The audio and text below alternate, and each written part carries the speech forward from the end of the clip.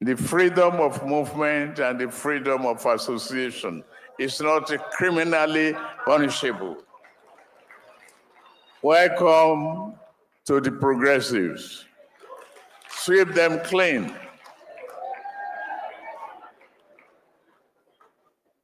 Fellow members,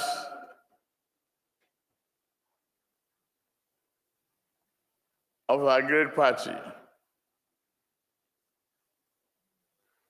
and compatriots, I stand before you today at this National Policy Summit, put together by our party, brimming with profound gratitude for the sacred mandate you entrusted me with in the past 2 years.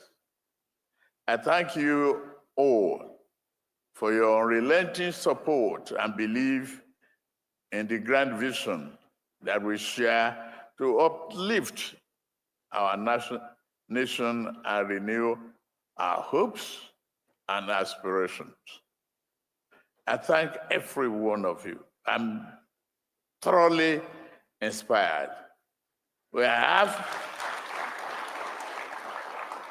just halfway through the journey that began almost 24 months ago.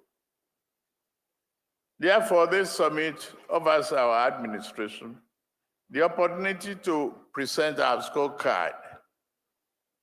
You've evaluated it.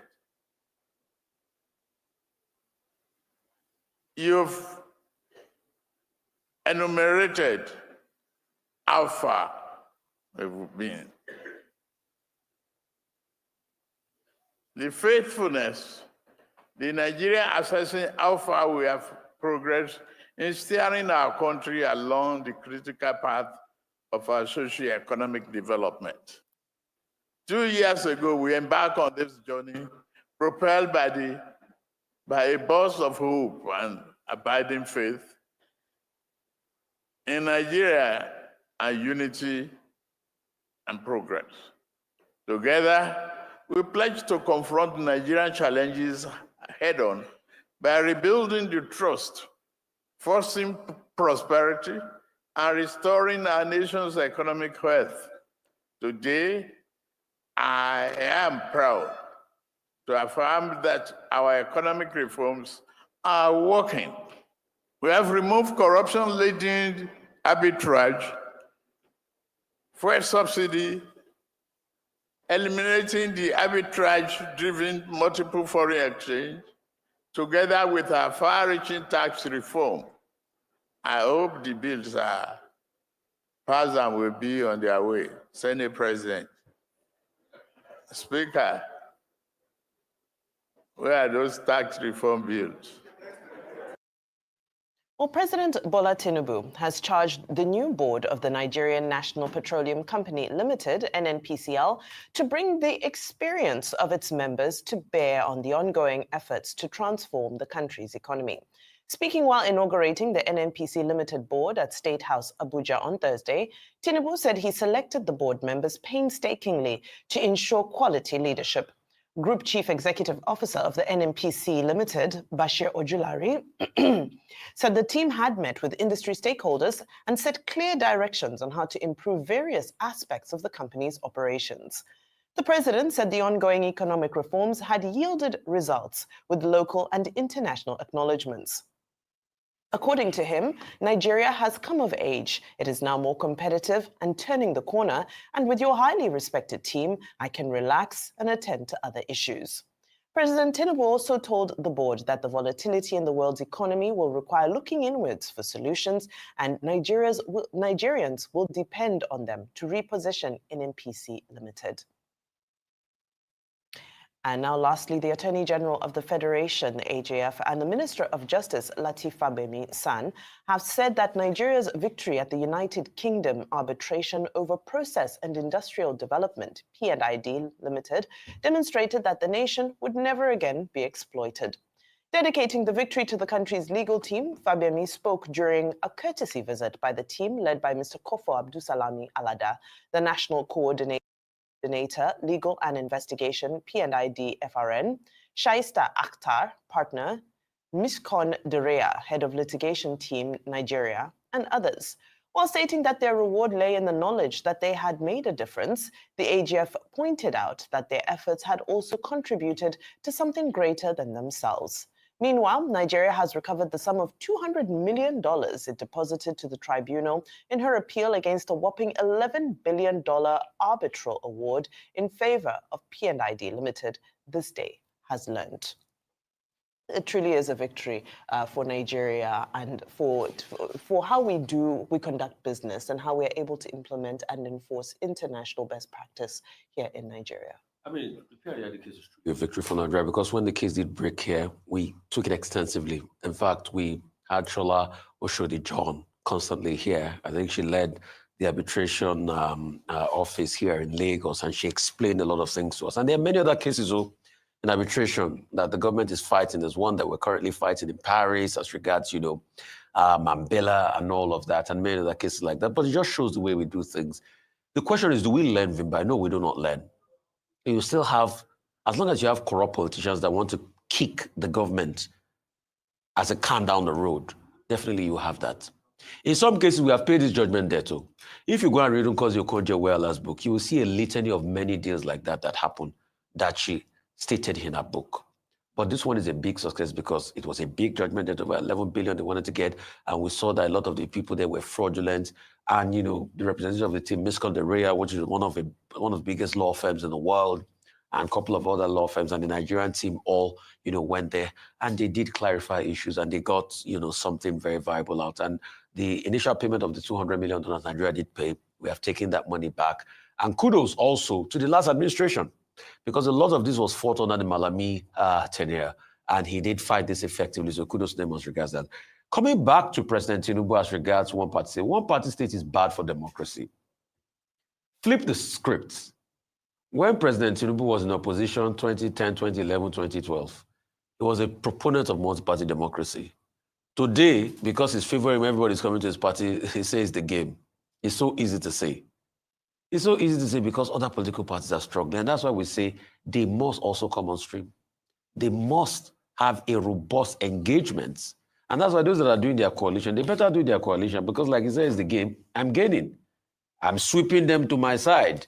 Just the other day, Governor Eno was saying that if you are in his cabinet and you're not ready to move or you're not ready to part with him, then definitely you're going to be in trouble.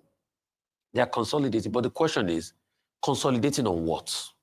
Governance, where we say have a lot of loopholes. Talked about economic success. He said we removed the corruption in the system. Really?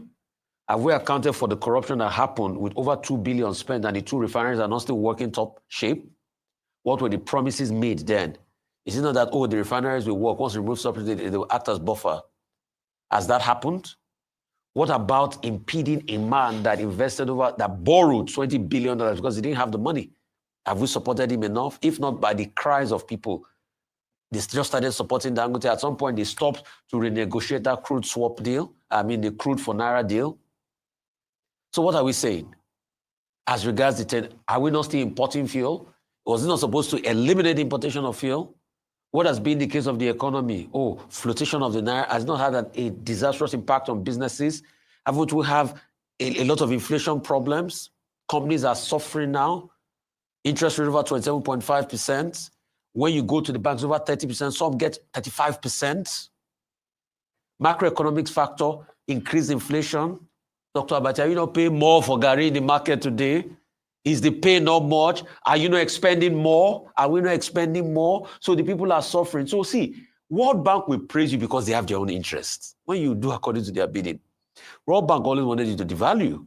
If you go back to the SAP conversations, once you do what World Bank says, then you'll be in problem. But there's no time you devalue that things over come back the same. In 86, when we did the second-tier foreign exchange market, that was how they promised. So once you devalue, it will find its feet at about 2 to 3. As at 1992, 1993, it didn't go up to 11 naira to the naira, to the dollar. So these are the increased problem. Yeah, you say, okay, Bonga North is one of them. The share is going to take my final investment decision soon. The other Bonga field is a good one. Some money is coming in as regards there. But when you look at the macroeconomic factors, people are suffering. So these are the factors. You say student loan, yes, but have we fully investigated what they reported about student loans? This commission reported recently? I yield the floor, sorry. Okay, first, let me start with P&ID. The Attorney General of the Federation, Lateef Fagbemi SAN, has been celebrating, saying that the victory that Nigeria has secured, the $10 million award and the 200 million additional award in the particular case of P&ID, means that Nigeria cannot be cheated again by anybody anywhere in the world. Yeah, the triumphalism, I noted, he was praising the team, the federal government Nigerian P&ID team that secured this victory.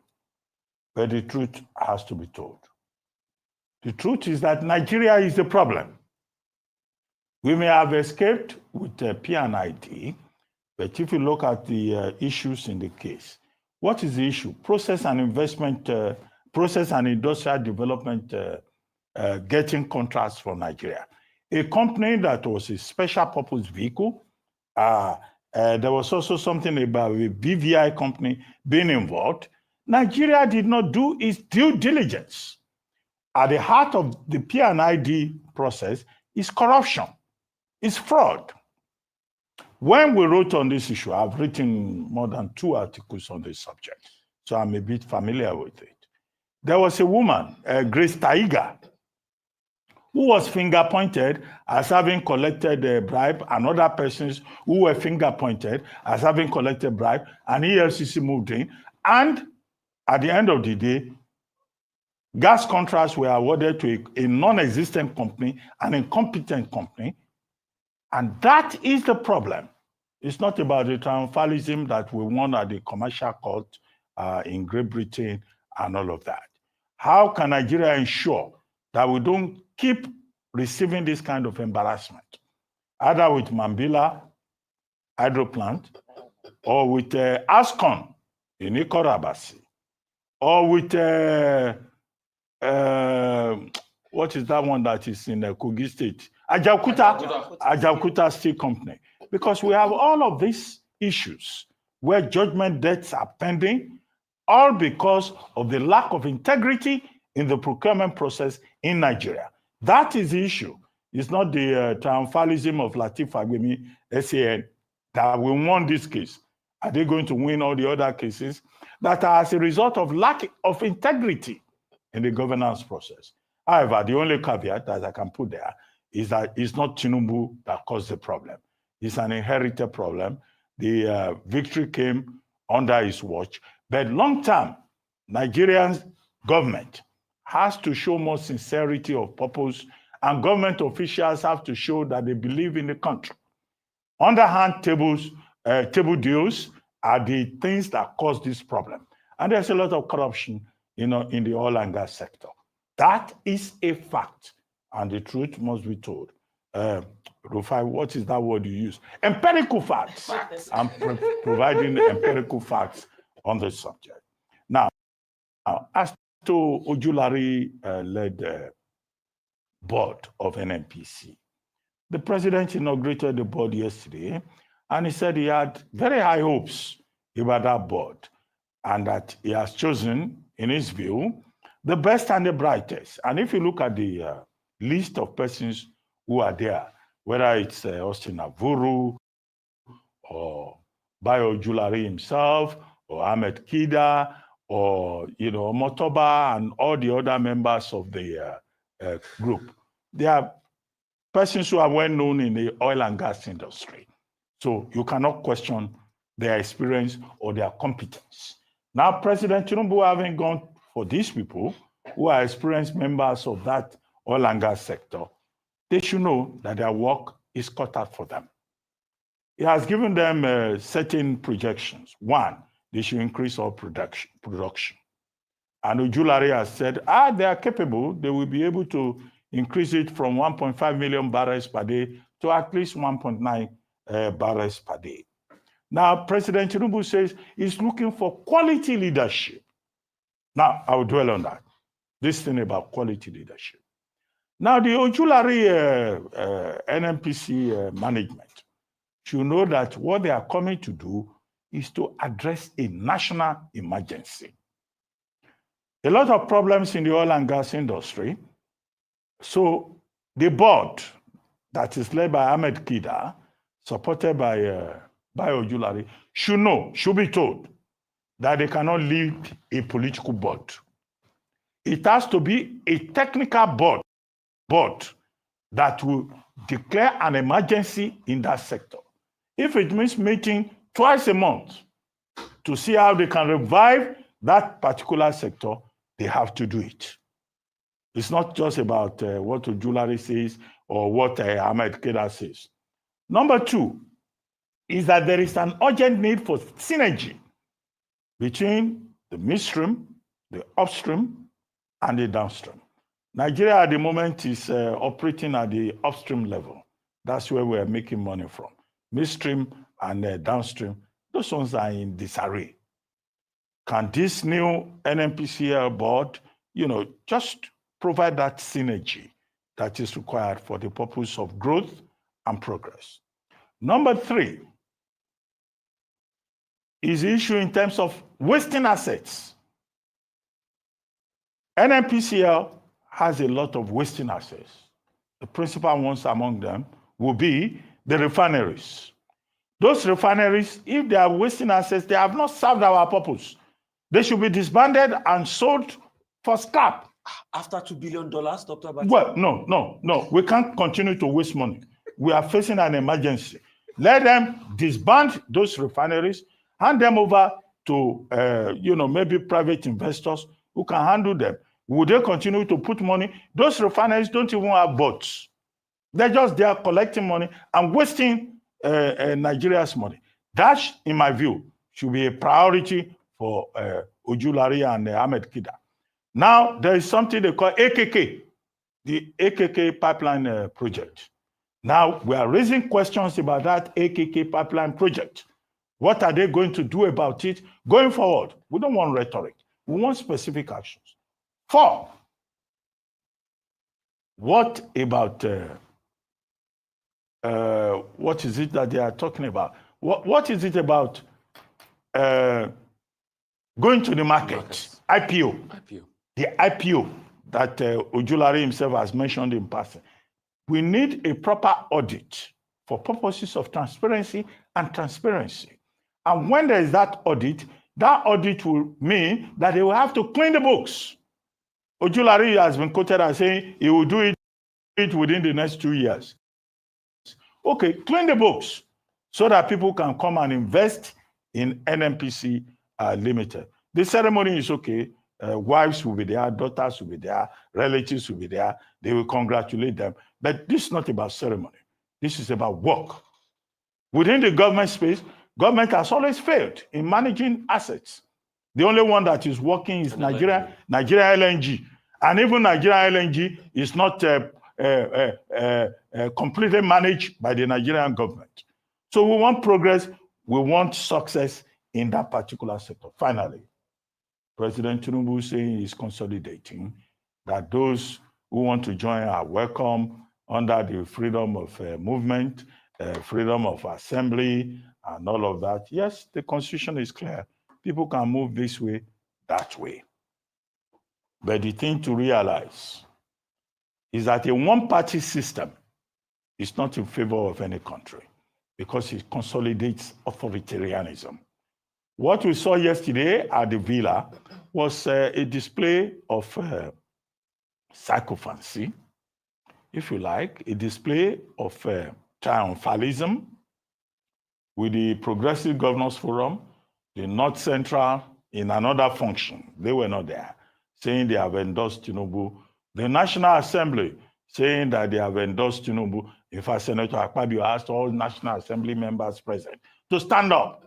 And the House of Reps Speaker Idris, Tajuddin Abbas, seconded the motion, and the A's have it.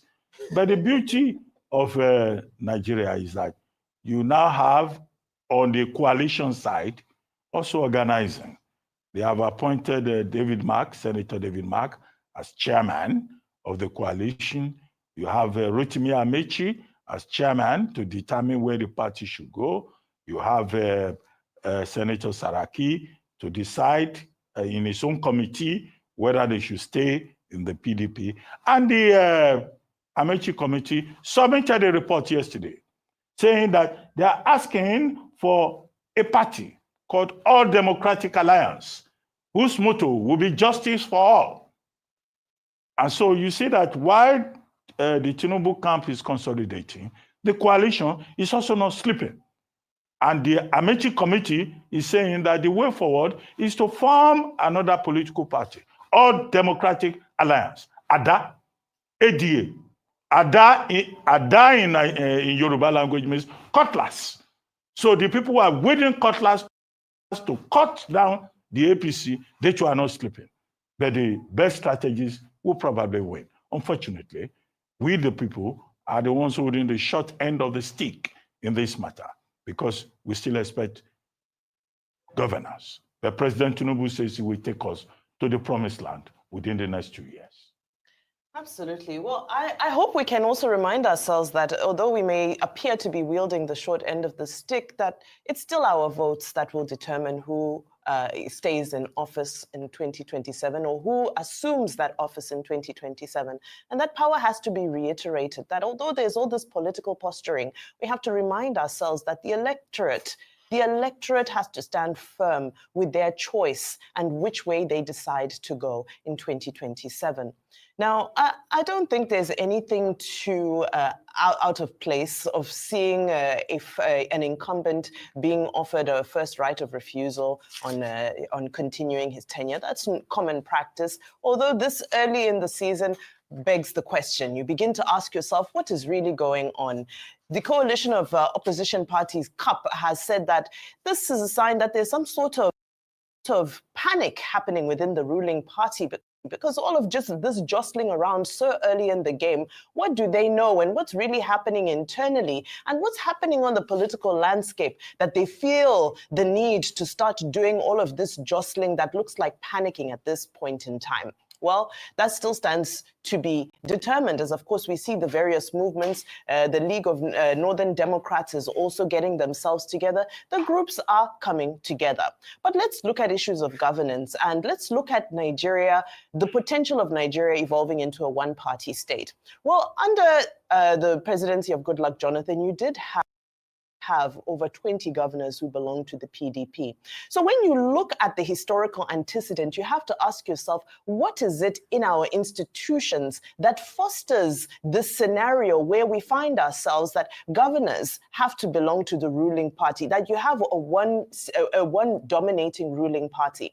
And then if you look at it from a historical antecedent across the African country, you'll find that from independence, most African countries chose a dominant ruling party, those liberation movements that took us from colonialism into independence. You look at Tanzania, you look at Zimbabwe, you look at ANC and so forth. But specifically, if you look at a country like Tanzania that we've reported extensively over the past couple of weeks and how authoritarian the current president, Samia Suluhu Hassan, has become, we now say this is why we are avoiding evolving into a state where there's a one party that dominates, because it does encourage the stifling of dissent. It encourages a situation where the state becomes the party and the party becomes the state. They all merge and they become one thing. And this is not progressive, to use that word very intentionally. This is not a progressive state in affairs. Now, Nigeria, in all fairness, after independence, did not have a single dominant ruling party. It has always had a culture of having a multi-party democracy. And I think it's very important for us to go back to the essence, to go back to a playing field that is level, where it's competitive for opposition parties. But when you have a governor who's threatening his commissioners that if you don't decamp with me, you have to resign. When you have a minister of works who is saying that if you don't join us, you won't enjoy the benefits of federal presence in your states, then it becomes an environment that does not allow opposition to foster.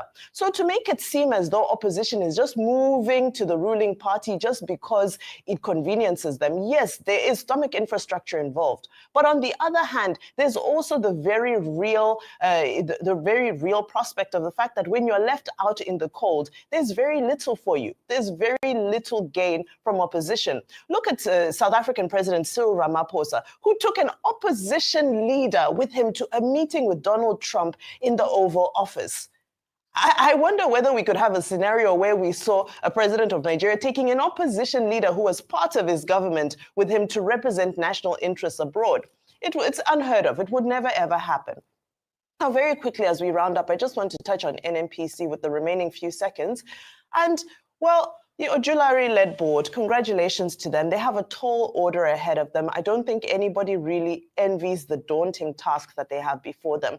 But he's also set extremely ambitious targets. The goal is to be able to attract $60 billion worth of investment by 2030 and to also take Nigeria to 3 million barrels per day of oil output by that same time frame. Well, it's important to set those goals, but Nigerians will first say that we have a number of issues that need to be addressed before that. PANDEF are crying foul, and they're saying that since this board came into place, nobody has come to Niger Delta to tell us what their plans are with regards to the fact that our communities have been degrading over the years and nothing has been done.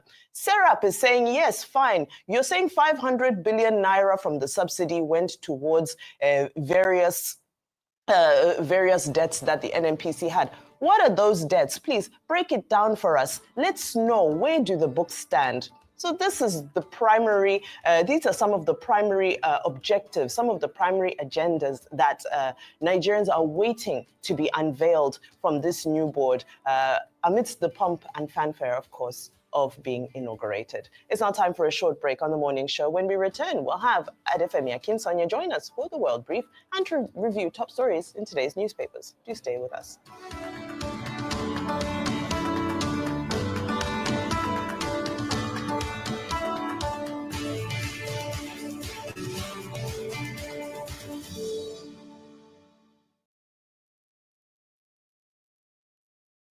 Thinking of banking in Africa? Think Zenith. In today's fast-moving, fast-changing world, you need a financial partner that understands your unique expectations. A bank with presence in major financial centers across the world, with the enabling platform to facilitate seamlessly, whenever, wherever, however. A bank with best-in-class financial solutions from a superb combination of technology and human touch. For easy, fast, and secure banking that creates real value. Turning dreams into reality is now in your hands. People, technology, service. Zenith Bank, in your best interest. We don't like to eat better, more nutritious meals, more veggies, but we want it tasty and easy too. No cubes. That's the secret. Made with real ingredients like chicken, parsley, and garlic. And enriched with iron, so your meals are better for you and more delicious too. That's the cocoa. Let's give it some accolades. Change your world by changing what's on your plate.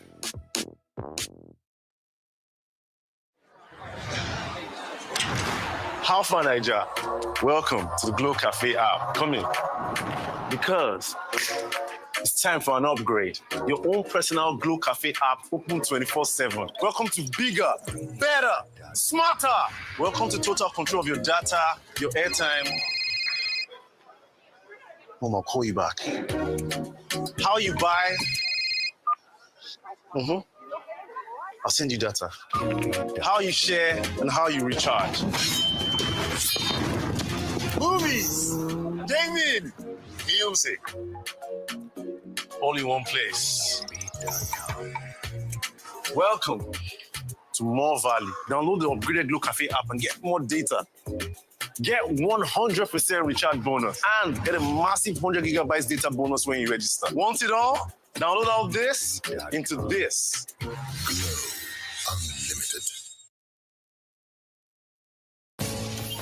Taking your business into the future will require a bank that supports you. That's why you need a partner delivering solutions tailored to you and your customers. With First Online, you can enjoy a seamless banking experience and a continually evolving financial platform to reach for even bigger dreams. Let's take giant strides into the future together. You first, First Bank. What are we looking at? Thank you guys for joining us for this unforgettable night. Everything is free. Paw Patrol is on a roll. It's Max Verstappen in the lead. The megastar is here. Absolutely sensational. Let's go! What were you guys doing to us? Get unbelievable entertainment that is unbelievably easy to own. Get and stay connected to DSTV. True strength. What defines it? The brilliance of a player? Or when a team comes together to win? A solo beat? Or the rhythm of many? The flair of one dancer? Or the art of a troupe? One distinct voice, or the beauty of the symphony. At FCMB Group, we build ecosystems, empower communities, and create the future. Because we believe it's not just one, but the power of the group that delivers the future we all desire. FCMB, the power of the group.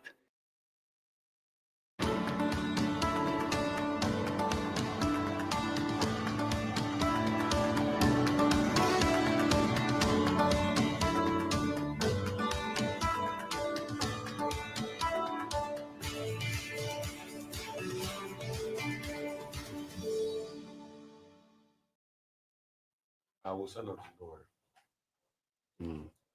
Welcome back to the Morning Show here on Arise News.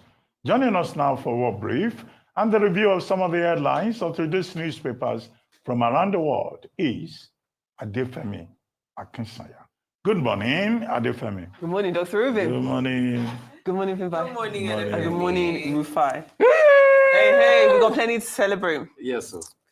We do. All right, we'll find out on Monday. All right, let me tell you what's happening around the world. Now, the Trump administration has revoked Harvard University's ability to enroll international students in this escalating battle with the Ivy League school. Now, it does say that thousands of current students must either transfer to other schools or leave the country entirely. Now, the Department of Homeland Security, led by Kristi Noem, announced this action on Thursday, saying that Harvard has created an unsafe campus environment by allowing anti-American pro-terrorist agitators to assault Jewish students on campus. It also accused Harvard of coordinating with the Chinese Communist Party, saying it has hosted and trained members of a Chinese paramilitary group as recently as 2024. Now, Harvard does enroll almost 6,800 foreign students at its campus. Should be more than that, actually, in Cambridge, Massachusetts, accounting for more than a quarter of its student body. Now, most are graduate students coming from more than 100 different countries. Harvard called the action unlawful and said that it is working to provide guidance to its students. Moving on, and the United States Justice Department on Thursday did charge the lone suspect in a brazen attack that killed 2 young Israeli embassy staff members outside the Jewish Museum in downtown Washington, D.C. earlier this week. He's been charged with murder of foreign officials, among other crimes. Now, the suspect, 31-year-old Elias Rodriguez, has been charged with murdering Sarah Milgram and her boyfriend, Yaron Lichinsky, after they left an event at the Capitol Jewish Museum on Wednesday night. Now, the U.S. Justice Department says it is investigating the incident as a hate crime. Rodriguez is allegedly seen passing the couple after, this is the couple here, after they left the museum before the shooting. and then he shot them in the back as they left the museum. The FBI says that footage then shows him leaning over the couple and firing at them several more times after they fell to the ground. The video then shows one of the victims, Miss Milgram, was actually trying to crawl away before Rodriguez came behind her and shot her again. Now, this is all according to the charging document. Now, the suspected gunman is then accused of reloading his weapon and firing at the woman as she sat up. Rodriguez was told he could face life imprisonment or even the death penalty if he is found guilty. And finally, Denmark is set to have the highest retirement age in Europe after its parliament adopted a law raising its retirement age to 70 years old by 2040. Now, since 2006, Denmark has led the official retirement age, tied the official retirement age to life expectancy, and has revised it every 5 years. Now, it's currently at 67, but it will rise to 68 in 2030 and then to 69 in 2035. Now, this retirement age at 70 will apply to all people born after the 31st of December, 1970. So it sounds like we're all affected, including Dr. Rubin, aren't we? Now, this new law passed on Thursday with 81 votes for and 21 votes against, has now passed. Protests that were backed by trade unions against this retirement age increase did take place in Copenhagen over the last few weeks, but they haven't really done anything to change the current situation. Our retirement ages around Europe do vary. Many governments have raised retirement ages in recent years to reflect longer life expectancy and to tackle budget deficits. Now, for example, in Sweden, the earliest age individuals can start to claim pension benefits is 63. Now, the standard pension age in Italy is 67. And in the United Kingdom, people born between the 6th of October 1954 and the 5th of April 1960, they actually start receiving their pension at the age of 66. But for people born after this date, the state pension age will increase gradually. So, I mean, on one hand, what we're hearing these European governments saying is that people are getting healthier, they're living longer, and they are healthier and stronger for longer, and that's their justification for raising the retirement age. I don't know how people feel about that, though. I mean, and it's a reflection, but you can't say the same. People are not living longer in Nigeria. I'm not sure the life expectancy is on the increase as such. But also, don't also forget that paying pension too is also a big deal for a couple of the states. So that's another huge burden. So they say, why don't you just get productive? And because, I mean, a lot of people have cognitive productivity till about their 70s, even mid-70s, thereabout. Why don't you just work till late, you know, to be able to get that on before you get into the retirement? Because a lot of people that are retired, even still end up going back to find little things to do because they don't want to be redundant. So I get the argument from Denmark. As regards what happened, I totally condemn that killing. Elos Rodrigo, I think I must have to say strongly, does not speak for the suffering people of Gaza, because you don't pay evil with evil. He went out there, committed the crime of his own, and he just tried to use a buffer by saying free. That's not about free Gaza. That's what we're saying. What we're saying is there must be fairness, there must be equity across board. I mean, this is a young couple that is they plan to get married, they come to propose next week. Yeah, very sad. You know, and it's a very sad one. The guy had been a researcher, you know, at the embassy. The lady too had done a lot of, you know, things for charity. In fact, she had even worked, you know, in a company where there was a peace dialogue between the Palestinians and the Israelis. Yes. So these people had lived for peace. So why would you do this, you know, to them? It's a very sad one. Then Trump and Harvard. The truth has to be said. See, this is the height of authoritarianism. And that's why we condemn a one-party state. That's what Trump is trying to do in America. Once you have differing opinions, you go against them. Now you're trying to claim, oh, they're anti-Semites, people that protest against the war in Gaza. You're having a big clampdown on that. But you forget that they were also pro-Gaza, pro-Israel protest groups that also did, you know, do a lot of things that were not kind to the opposition part, the opposing parts. Yeah. And now you're trying to stifle them. And you're going ahead and saying, you know, foreign people will not be able to attend and all of that. That's going to help. That's going to make Harvard lose revenue. Average tuition fee now is about $82,000. With this, about 67,000 first years cannot access Harvard any longer. That's about close to $700 million of revenue. Between $400 to $700 million. That's close to $1 billion of revenue. Don't forget, you're taking about $2.5 billion away off the grants to Harvard in the first place. So you are trying to defund the school. Then they put in the Chinese connection. there's a T-Chan Public Health Foundation that also Correct. gives donation to Harvard, that a committee in the House of Rep sat down and looked at and all of that before. But in the same vein, this is you, Trump, that you are taking money from God who knows who with cryptocurrency money and all of that. It's just a lot of unfairness. And Harvard has said, we'll fight back, and they should fight back. Thank you, Rufai. Right. Well, the claim from Homeland Security is that Harvard is failing to meet up with specific requirements that have been asked of them, and because of that, they are now losing the right that they have. Well, they're losing the ability to enroll for foreign students. 6,800 foreign students at the moment, or rather, let me say international students, and 27, which makes up 27% of the students at Harvard. So it's very significant. But, you know, for me, my reference point were my days in university. I thought back to university, I thought, you know, some of my best lecturers were passionate. They were lecturers who got me to be excited about stuff, who got me to want to act, who got me to want to believe in something. And in this, I think it's very important because we can't muddy the lines between being pro-Palestine and being anti-Semite. It's not one and the same thing. Correct. And as an academic institution, it's better to engage and ensure that we're driving this kind of discussion, right? Because that's the intelligent thing to do. The superior argument here is to say that tolerance is important. Terrorism, of course, is there is zero tolerance for terrorism and for indoctrination that leads to terrorism. However, we promote all different schools of thought. Correct. That is, in essence, the point of going to school and of going to a good university. So this is a very unfortunate case. I understand that a federal judge has moved to block this. So let's see where that goes. But, you know, in the past, I've spoken about students in Columbia, Yale, a number of universities who were actually advised by the universities to seek, they were given almost IDPs, you know, some temporary accommodation because ICE was coming to raid the campuses to specifically look for international students who'd been engaged in pro-Palestine protests. So it's just, it's a mess. It's an unfortunate situation. And for me personally, I really do get upset when we target academic institutions, and especially because if there are genuine requirements that have not been met, there are more civil ways to resolve this than to disrupt the education sector. That's not how to do it. Agree. Okay. Let me start with the university system. For reference purposes, two basic books.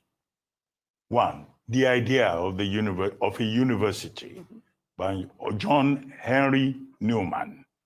John Henry Newman argued in that book that, look, the university is supposed to be a space for free thinking, for diversity, for knowledge building, you know, for interplay of ideas. It's titled The Idea of the University. The difference is in the article, and that's by Karl Jaspers, early 20th century philosopher. Karl Theodor Jaspers argues also about freedom as what is important to the idea of the university. Now, what Donald Trump is trying to do is to impose on the university system the very opposite of the arguments about the idea of the university by Karl Jaspers and John Henry Newman. Meaning that, look, intellectualism will flourish in an environment of freedom. He's trying to impose authoritarianism on this system. That's number one. And it is unacceptable. And that is why Harvard University is fighting back. Last month, they went to court. They are also likely to go to court this time around to say that the White House cannot determine admissions policies, cannot determine curriculum, cannot determine students' conduct, and that it is beyond the pale of what the law requires in terms of certification. The White House, under Trump, has remained very adamant that he to control how people think. So I expect that Harvard will go to court again. Number three is that university called Harvard was established in 1636. It is not just one of the most prestigious universities in the United States. It's one of the most prestigious universities in the whole world. And why is Harvard University distinguished? It is because of this interplay of ideas, attracting people from all over the world. The best and the brightest can go to Harvard University. Now the best and the brightest that want to go to Harvard are now frightened. They are horrified. Students who have been admitted because of a Homeland Security Secretary can no longer say they want to go and study in one of the best universities in the world. So it's not only Harvard that is going to be reduced, it is also the quality, the culture of education in the United States. And I think it's disgraceful that President Trump is presiding over such embarrassment and humiliation. Number 3, international students form a major block of the bottom line of Harvard University. To go to Harvard, one of my daughter, my daughter is saying she wants to go to Harvard. The tuition is $59,500. That's what graduate students. Yeah, she wants to go and do a PhD. Include board. She wants to go and do a PhD. Yeah. When you add, accommodation and other things to it, it's about $87,500 per term, per session. Yes, sir. Now, these are international students. They are the ones who bring the money. So the bottom line of that university is not going to be this. It's not going to be the same. So Harvard will no longer be Harvard. Yes, sir. Trump is trying to destroy an institution that has been in place since 1636. And that is why everybody should fight to defend that institution. The beauty of university education in the United States is that the best and the brightest come from all over the world. And why is Harvard being singled out? Homeland Security is saying they are pro-Palestine. They are allowing students who behave badly, who are anti-United States and all that. I don't think that determining the curriculum in universities should be part of the responsibility of the state. There will be, Trump wants to destroy a major institution. Secondly, the Elias Rodriguez, who has been arrested now, he was saying, free Palestine. He says he did it for Gaza. He said he did it for Palestine, even when the authorities arrested him. I think it's very unfortunate. The scale of anti-Semitism in the United States and the hate crime that we're beginning to see, linked also to terrorism, I think this should be a wake-up call, but not just for Israel and not just for the United States, but the international community, that look, we have to deal with the crisis between Israel and Gaza and Hamas to be able to have peace all over the world. But of course, Rodriguez, how do you pronounce it? Rodriguez, has confessed with his mouth. And having confessed, he should be made to face the full role of the law. Finally, Denmark, about retirement age. Well, you know that labor unions in Denmark are opposing this. They state protest last week. They're saying, yes, you can extend the retirement age for white-collar workers. After all, they are white-collar workers. But for blue-collar workers who do a lot of physically demanding work, that it will be unfair to keep them working till the age of 70.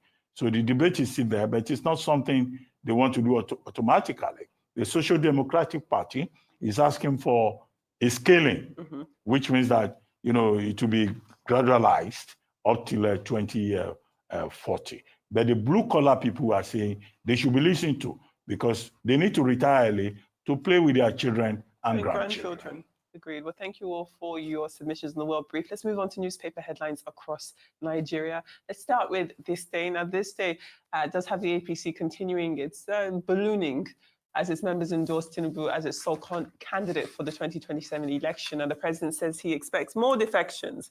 On the opposition front, the coalition is now deciding whether to align with one of the existing parties or to form a new one. And it is a similar story across the bulk of Nigerian papers this morning. The Vanguard, Daily Independent, and Daily Sun all have some lead focus on the president's comments regarding defections and the connotations of a one-party state. However, let's just mix up a little bit and hone in on some other stories across front pages. communities. So the New Telegraph, for example, it does report that the federal government has filed a criminal charge against suspended Kogi Central Senator Natasha Akpoti Uduan.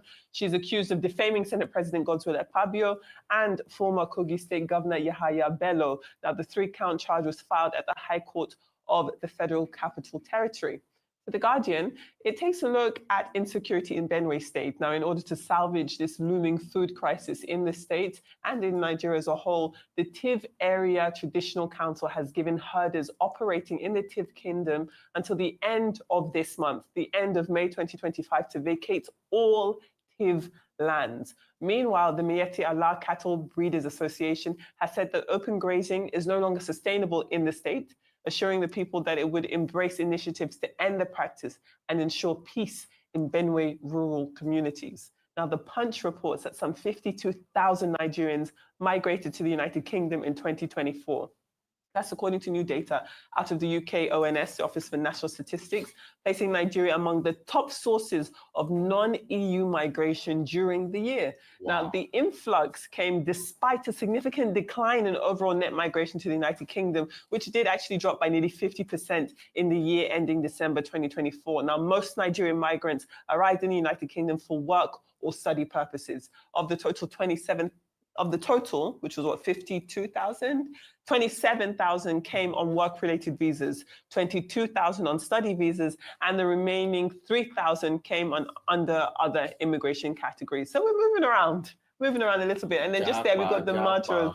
Yes, the Metro is reporting that Starmer's finally signed this deal on the Chagos Islands, this Diego Garcia port. They've now essentially reached a lease year. It's 101 million even a year lease deal for the access to the military base on Port Garcia over in the Chagos Islands. But yeah, a lot happening there. So I saw a lot of passionate reactions to that on Sky News yesterday. Yes, but thank you so much, Adefemi, for giving us the World Brief and the newspaper review. Well, we'll take a short break now. When we return, we'll have Rotis Odiri to give us updates on global business activities. Do stay with us.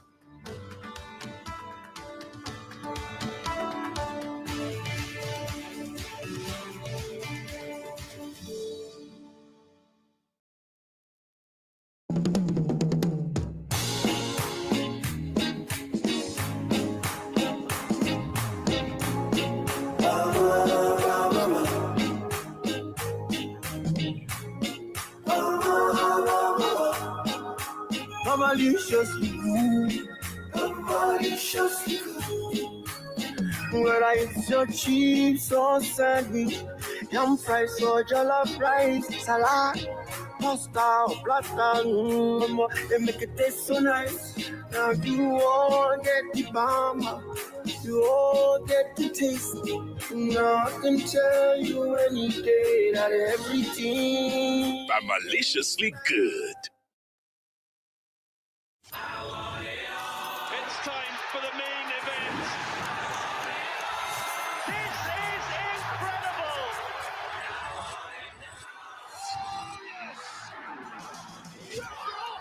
He has written it, and the dream lives on.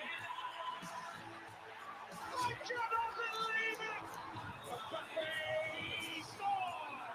They are in such a menacing mood here. Hear the place in all its magnificence. Stay connected to DSTV this April and May and get all the football finals you want.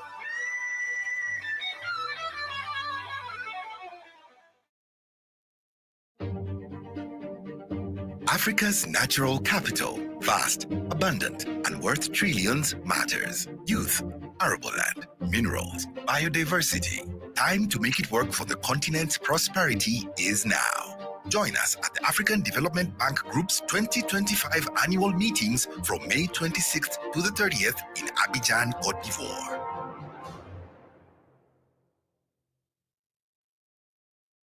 Are you struggling with a health challenge? Do you need financial help to access treatment? I'm tired of trying. I need help. I want to try IVF. I know it's expensive. Apply now for MHSS, the Maternal Health Service Support, a discounted loan by the W Initiative of Access Bank. For more information, visit our website on www.vwcommunity.com or any Access Bank branch nationwide. You can also send an email to wcares@accessbankplc.com. Terms and conditions apply.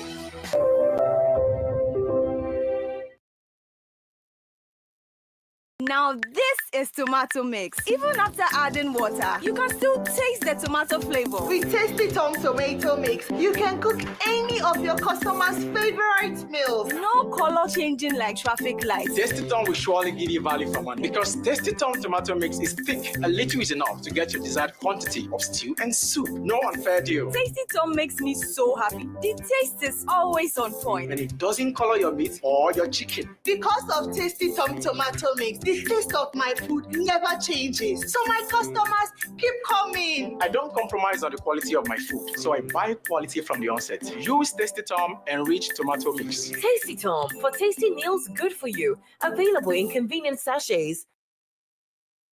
It's not technology that moves a nation. It's the people who dare to harness it. For over 25 years, TD Africa has been building the digital backbone of Africa, getting the right technology into the right hands. Today, we are the trusted distribution partner for global tech giants Microsoft, Starlink, IBM, Cisco, Dell, Huawei, HP, Zynox, EcoFlow, Samsung, Checkpoint, and more. We deliver genuine technology solutions to businesses across 47 African countries, from robust infrastructure to smart devices to cloud solutions that scale. We are here to make the digital economy work. Partner with TD Africa. Visit tdafrica.com or email inquiries at tdafrica.com. TD Africa, empowering you.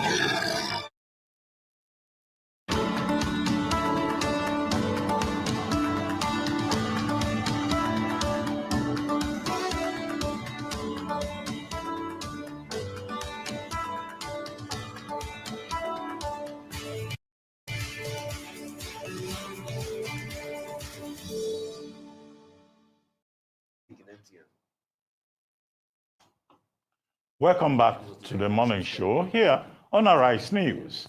Now for global business updates, Rotus Udiri joins us. Good morning, Rotus. Good morning, Dr. Abasi. Good morning, Vimbai. Good morning, Rufai. Thanks, Zeus. It is Friday. The weekend is here. Well, Bitcoin, $110,000. It actually came down from 112. Bitcoin has been rising recently. Does anyone know why? Well, President Trump, he hosted this exclusive gala at the Trump National Golf. By the way, this is the official Trump meme coin. It has about 2.7 billion market cap. It was trading at about 30. It was first trading about 80, look at the green line. Look at how it drops. You know, he has scammed them. I talked to him. And all this money, him and his family own 80% of this coin. Yeah. Javier Milei was almost impeached for this thing in Argentina. So if you look at, let me give you some details. I can't from about $87 drop to. Oh yeah, look, where's the next? Let's go to the next slide. Details on the coin. So exclusive dinner at the Trump National Golf Club near Washington D.C. He hosted the top meme coin investors. Do you remember Jin Soon, that Chinese investor who had that $6.5 million banana at the art thing? He's one of the largest investors there. He was there. Here, Lamar Odom, former NBA player, was there. Collectively, to secure the seats, they took in about $148 million. They also got a White House tour. The dinner, of course, has sparked ethical concerns. There was a protest outside the Trump National Golf course before the dinner began. Basically, you can see the signs there. People were saying that, there's one particular sign to the left. Yeah, we're about to get there. Yeah, grifting. Yeah, that's it. So this is, the Trump National Golf. There it is. It says, stop Trump crypto corruption. So there was basically all that. I want you to listen to Max Abelson. He's a journalist at Bloomberg. They actually wrote an investigative piece on how Trump's wealth has skyrocketed in just the little time he's been in office, in just 100 days. And it goes beyond crypto meme coins. Our project is really about being able to step back and to say in concrete terms, factual terms, clear terms, what is happening here when a president is doing more than anyone in modern American history that we can tell, any other president in modern America, to position his family to make an astounding amount of money while in the White House. And when I say astounding, what we're talking about is not in the millions or in the hundreds of millions. What we're talking about is deals that are in the billions, whether we're talking about the Trump name powering, I think, more than $10 billion worth of real estate projects, the Trump name powering billions of dollars of value for a social media company, which only went public last year. There's also, I don't know how many people know this, the Trump family is in Vietnam to build a skyscraper and a golf course. This is the same Vietnam that is currently facing, trying to negotiate tariffs. I don't know if anybody listens to Pod Save the World, but here's the two hosts that are talking about that. Eric Trump, apparently this week, is in Vietnam. Vietnam just gave the Trump family the green light, a $1.5 billion golf development project, and they're talking about building a skyscraper in Ho Chi Minh City.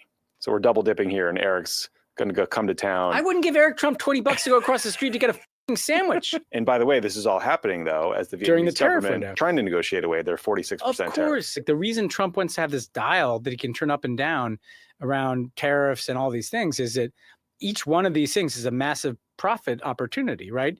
So Vietnam has like a sword hanging over its head of like, what, 47% tariffs. And it's like, well, in the next 90 days, you could plow a ton of money into some Trump golf course and have Eric there and tell him what a business genius he is that you want to have the Trump people running a golf course and a hotel in Vietnam. Of course, you're going to do that if you think you want relief from tariffs. So this is going to be such a massive wealth transfer to the Trump family for doing nothing. All right. Has there been any deals? Has anyone heard of any deals from the South Africa, the Ramaphosa trip to America? Let's run down the list. Trump G20 handover? No. No, AGOA of the. No, that is confirmed. He has confirmed by the it? by the Minister of Trade, Parks Tao, that Donald Trump will will be attend visiting the G20. Yes. But the G7 has been confirmed by the Trump administration. They are yet to confirm that Trump himself So you're will be saying the South attending. African Minister of Trade is lying? All I'm saying is this: the G20, he didn't confirm it in the White House. Within the next No, the 24 confirmation hours, happens during the engagements after. please, the let's White- put up the list. Okay, what about AGOA? Okay, we have this. You have a G20 handover. Okay, What sorry, about you AGOA? can finish your submission, we'll sorry. Then I'll let's go reserve to my AGOA. comments for when the it's my Africa turn. Growth Opportunity Act, no. Put the list back up. Can we put the list back up? Africa Growth Opportunity Act, no update. Tariff relief, no update. The U.S. foreign direct investment that he wanted, he didn't get anything of that. But you know what? They're still talking about what? What's that? Yeah, that's why you have further engagement at the bottom. So further engagement, we will come back again. Meanwhile, we will talk on the phone. Okay, the groveling from Ramaphosa was really sad. It was to the point where, take a listen, he actually called South Africa a $400 billion economy, a tiny economy, because he wanted so much to get foreign direct investment from President Trump. And of course, we want to discuss how we can support each other. You are a much bigger economy than we are. We're just a tiny economy. So I'm here also to say thank you and to thank the people of America for having helped us during a really difficult time. Being the small economy that we are, we needed help from around the world. All right. Finally, the Dangote refinery is reducing fuel prices. I think this is the 6th time this year that they are reducing. And look, we need more. This is supposed to be a tax cut for Nigerians. So good on the Dangote refinery. The ex-depot price coming down, I think, between $875 to $920. Also, with oil prices well below $70, that's something we should be expecting. But it's only in some specific partner Areas. filling stations. MRS and so on. Yeah, but moving on as regards all of this, see, there should be a lot of litigation and lawsuits after he leaves power. But he has crossed the line of ethical concerns. He has done everything wrong. You know, I try as much as possible to be able to defend him, but across the board, it's just ethically you mean the wrong. Trump meme coin and all that? Yeah? Look at the Trump meme coin. That's daylight robbery. That's like a pump and dump market. At the height, it was at a high price. At the lowest, it was gone. And I think at some point, we need to bring back dignity to Africa, with due respect. It was an aberration what happened to Ramaphosa. Because the same Trump, in case you would like to know, went to Qatar, was begging for jets for an economy that is 221 billion. That is the same Trump that is washing Ramaphosa of an economy that is 2 times the size of Qatari economy. When are we going to learn? When is this shame going to leave Africa? America has the yam and the knife. So, I don't entirely agree with Cyril Ramaphosa's choice of strategy at that meeting. We also need to realize that South Africa holds over $6 billion of investments in the American economy through over 20 companies. America has over 600 companies operating in South Africa that account for 500,000 jobs. So the relationship between South Africa and the United States is not something that can just be thrown out the window like that. There are strong ties between the two countries.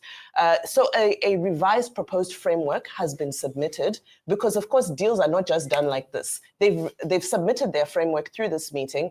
AGOA is actually under review in Congress at the moment. AGOA is not a presidential order. It actually goes through Congress. So that process is underway, and the South African delegation will further engage Congress. As you know, Congress has been debating South Africa for the past few days.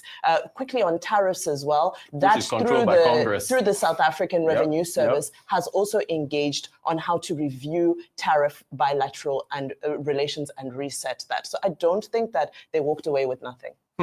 Okay, I commented on South Africa yesterday. I don't want to repeat myself. And I stressed the point that I'm a student of diplomacy. There's a book titled A Diplomatic Handbook by David Feldman. That's the Bible of diplomacy. I recommend it for those who would like to read and benchmark some of my comments yesterday against that. Now, very quickly, what I find interesting is the Dangote story.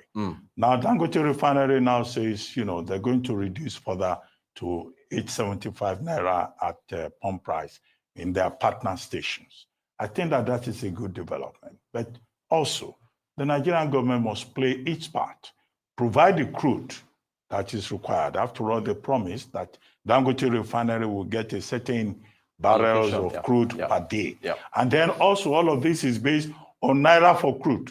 If we sell crude oil to Dangote Refinery, the largest single train refinery in the world, they will also be obliged to sell in naira and help save foreign exchange. 2, another story is that the U.S. Supreme Court took a decision yesterday that members of the Federal Reserve will receive special protections so that Trump will not write roughshod over like them, Harvard, to protect the independence of the central bank. I think that's a major development. The third thing that I think we need to focus upon is this big, beautiful bill, domestic bill by Trump. Now it reduces taxes, but increases military spending and also immigration spending. So less revenue, more expenditure, bigger deficit. At the end of the day, the fear is bigger deficit in the US. Simple arithmetic. And the bonds have been climbing. Thank you very much, Rotus. Thank you. We'll take a short break now, and when we return, we'll be talking to Kingsley Burutu Utuaro, the immediate past Deputy Governor of Delta State. Stay with us. We'll be right back.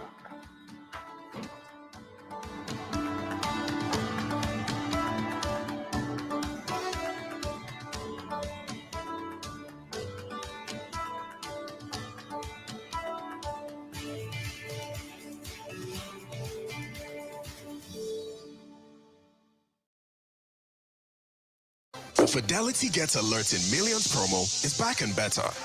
This time around, we're giving out a whopping 159 million naira. 10 customers stand a chance to win 1 million naira in the monthly draw. That's not all. You can also win 2 million naira, 5 million naira, and 10 million in the grand draw. To qualify, open any Fidelity savings account with 5K or fund your existing Fidelity accounts with multiples of 5K to get more tickets in the draw. Then sign up to either our mobile app, *770#, or get any of our Fidelity debit cards. Remember, the more 5K you save and transact, the more tickets you get into the draw. This promo is open to new and existing customers and runs from now till August 20, 2025. We are Fidelity. We keep our word.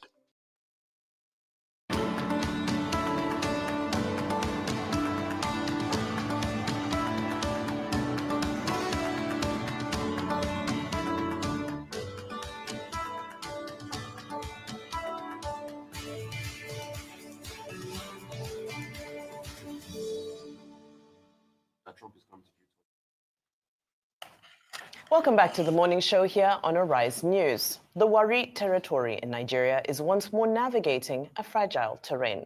This time, the battlefield is not lined with gunfire, but with Supreme Court-mandated delineation orders and growing ethnic contestations around representation. At the center of this fresh agitation is a controversial delineation of electoral wards by INEC. The Ishekiri ethnic nationality has raised objections, arguing that the creation of 3 wards for the Ijo in Wari South LGA is an error that disrupts the demographic and political equilibrium they claim should favor Ishekiri and Urobo interests. As tension simmers, observers are raising alarm bells. Could unresolved delineation issues plunge the region back into crisis, or can the resurgence of ethnic agitation around delineation lead to a broader call for restructuring Wari's political architecture?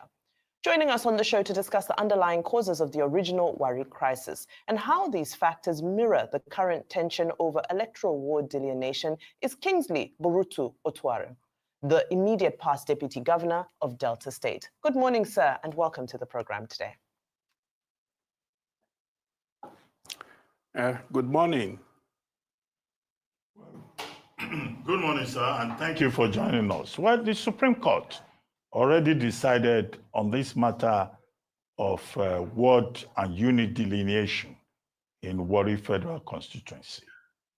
And INEC, obeying the ruling of the Supreme Court, which is the final court in the land, has acted accordingly. Yet there is tension in Wari Federal Constituency among Ijos, Urobos, and Ishekiris. Why is it so difficult for the people to respect the ruling of the Supreme Court? Where do you stand in this matter? Having been a former deputy governor who is well apprised, well seized of these facts.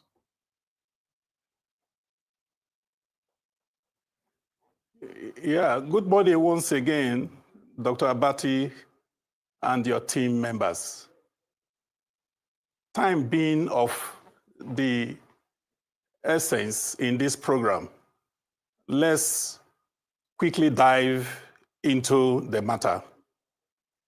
The Wari crisis has a very, very complex history.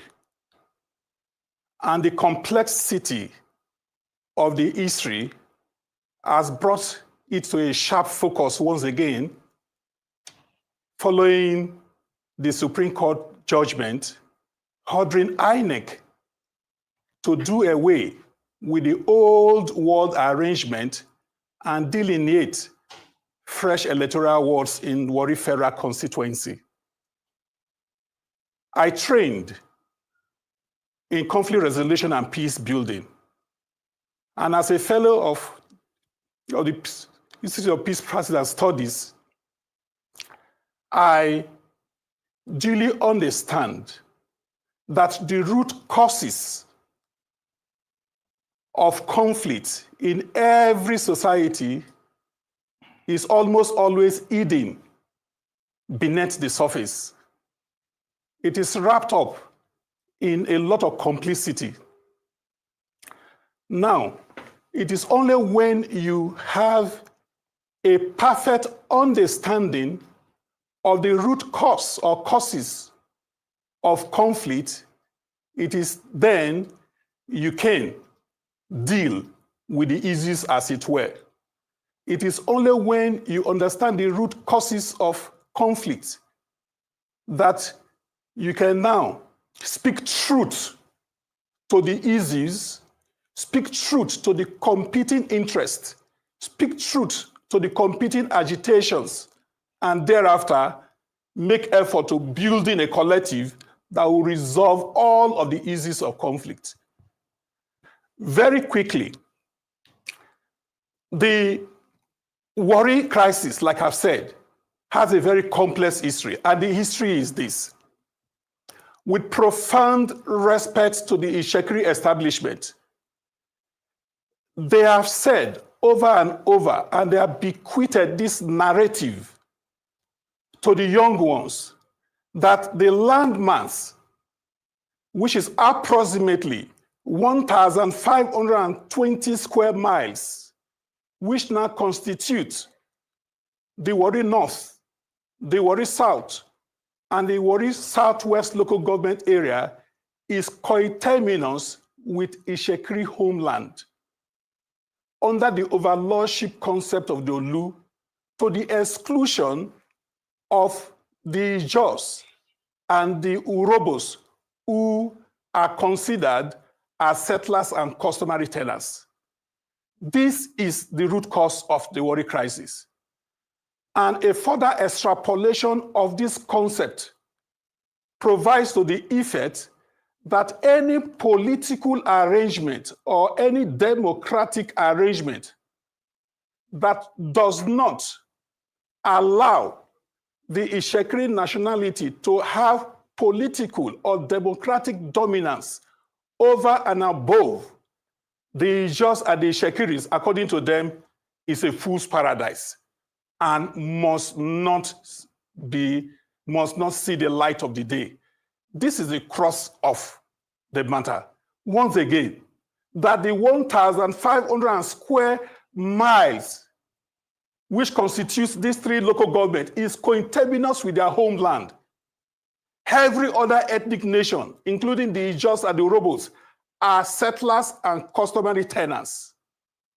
Okay. And that every democratic arrangement, every political arrangement that does not allow the Ishekiri ethnic nationality to have political dominance over and above the other natives is a fool's paradise and must be fought down.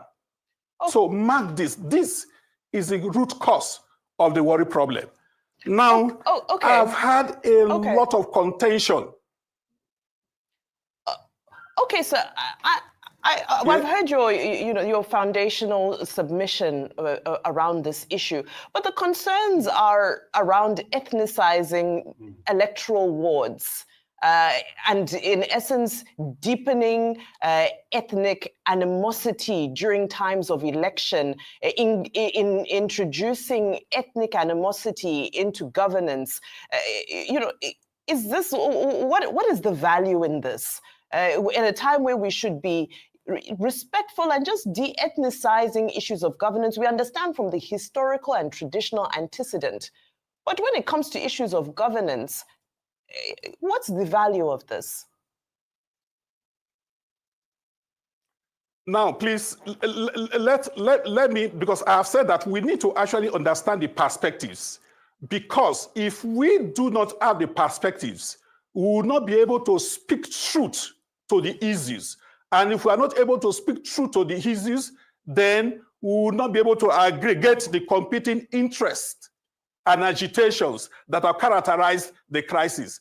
Now, let me explain.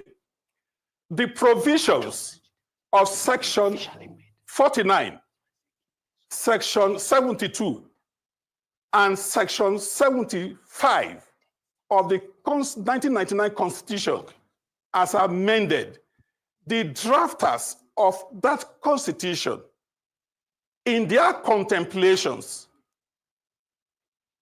have said that electoral ward delineation, for it to be credible, it must have recourse to the population.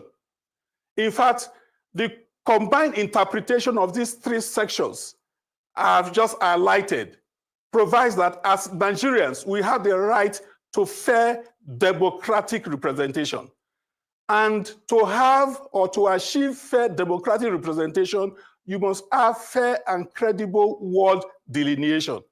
And to achieve fair and credible ward delineation, you must have recourse to the population of that particular area.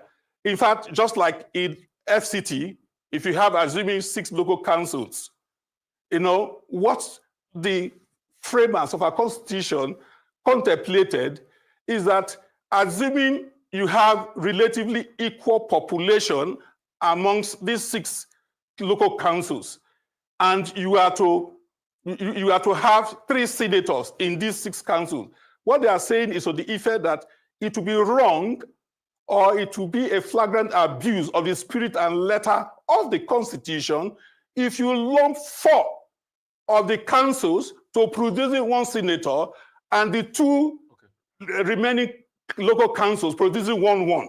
You know, what they contemplated is on the effect that, yes, if you're having 6, maybe 2 producing one senator, another 2 producing one senator, another 2 producing one senator. In that case, you would be able to have what they term as a fair democratic representation. And this can only be achieved through a fair and credible electoral ward delineation, having recourse to the population. Now, let me explain, please. These matters are very complex. Let me explain. In the population, the 1991 population, as projected in 2001, provided that Oporoza, for example, which is Ward 3, in Wari Southwest local government area, has a population of about 3,200 persons as at that time. And you have an insecurity community they call Orede, by the same population, have 1,100 people. But you find out that the latter has about 46 polling units. And the former, that is Oporoza, have just about 9 polling units. So what is just are questioning is, why would a place having about 3,200 people will be having 9 polling units as against a place having just 1,100 people having 46 polling units? This, according to them, is a flagrant abuse of the spirit and letter of the provisions of the Constitution as earlier highlighted. Now, let me I need to ask questions, sir. I need to ask questions. Please, I beg you. I'd like to come in here. The Ishakiri people also are arguing that Wari North, for instance, Shakiri has 75,000 registered voters, but received 8 wards, while the Ijos have 35,000 voters, but got 10 wards. But there's something you said that I want to correct, and we state facts here. Like I like to say, empirical facts. You said, and I quote, that they told the Shakiri people that they own Wari. They didn't tell them. It is a fact that they own Wari. And I'll refer you to a court case, Supreme Court 309, for Magbemi and Diary case, where it affirmed the Shakiri title to the land in Wari. There's a Supreme Court case to that. Do you have another case that contradicts that Supreme Court judgment? So it's not an assertion. There's actually a Supreme Court case. Mr. Thank you. Mr. Rufai, please, like I said, time is of the essence in this program, so you just better listen and get these issues in perspective, because this is important. Otherwise, we would not be able to form a collective to deal with the peace and security issues that are characterizing, that are resulting from this tension. Now, let me answer you straightly. There have been cases in Wari federal constituencies where the Urobos, in Wari South proper, where you're making mention of, the Urobos have a Supreme Court judgment, and this is not a legal platform, but get the issues clearly. Now, INEC in 1998 and 1999, in their report of activities, you know, it is conventionally required that at the end of every election cycle, they bring out what they call report of the activities. It is like a scorecard, a performance matrix of that which they have done. In that report, INEC said in page 34, I wish that INEC should go back to their own very report, that there are 31 wards cutting across a larger local government in Ondo State, Takun local government in Taraba State, Toto local government in Nasarawa State, Wari Southwest local government in Delta State, where there exists fraudulent and unacceptable electoral abnormalities. This is what INEC says. And all that the JOS and the Urobos, and of course this is replete in all of the 3 local government councils, all that the JOS and the Urobos are saying is, if you have owned up, if you have acknowledged that what is existing is an abnormality, then go and effect a correction of that which we have considered as an abnormality. This, of course, is the root cause, one of the root cause of the problem. This, of course, is the root cause of the problem. It is this, suffice it to say, that made some to go to court. And the Supreme Court gave a judgment to the effect that, yes, what is existing thereto is an aberration, is an abnormality. Go and do a fresh delineation of electoral wards. This is the issue in Wari Federal Constituency. As for the cases you are making mention of, the Okumangba family had a judgment. 1976. The Okumangba family in Wari South proper had a judgment entitling them as owners of Wari. There are plethora of cases. There are some that are even sub judice now that we cannot go into. But the point we are making mention of is there is a false contraption of that concept I earlier mentioned, that the 1,520 square miles of land constituting these three local governments is coterminous with the Shekiri homeland.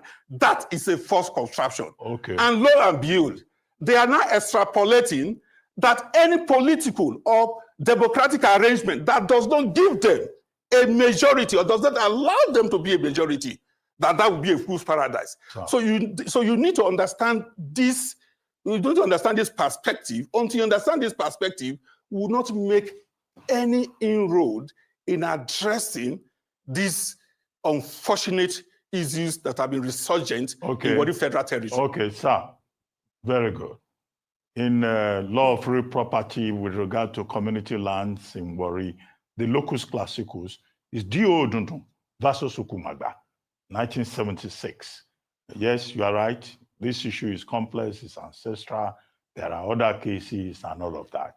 But the latest with regard to this Wari Federal Constituency is what has been determined by the Supreme Court. Our major issue here is, how do we ensure peace in Wari? The last time there was a blowout in Wari, the consequences were so far-reaching. What are your suggestions for peace? The Shekiris are saying that the ruling of the Supreme Court in the latest matter has been misinterpreted and been supplied. What do you suggest as a statesman from that area as the way forward? Solutions for peace to reign? Yeah.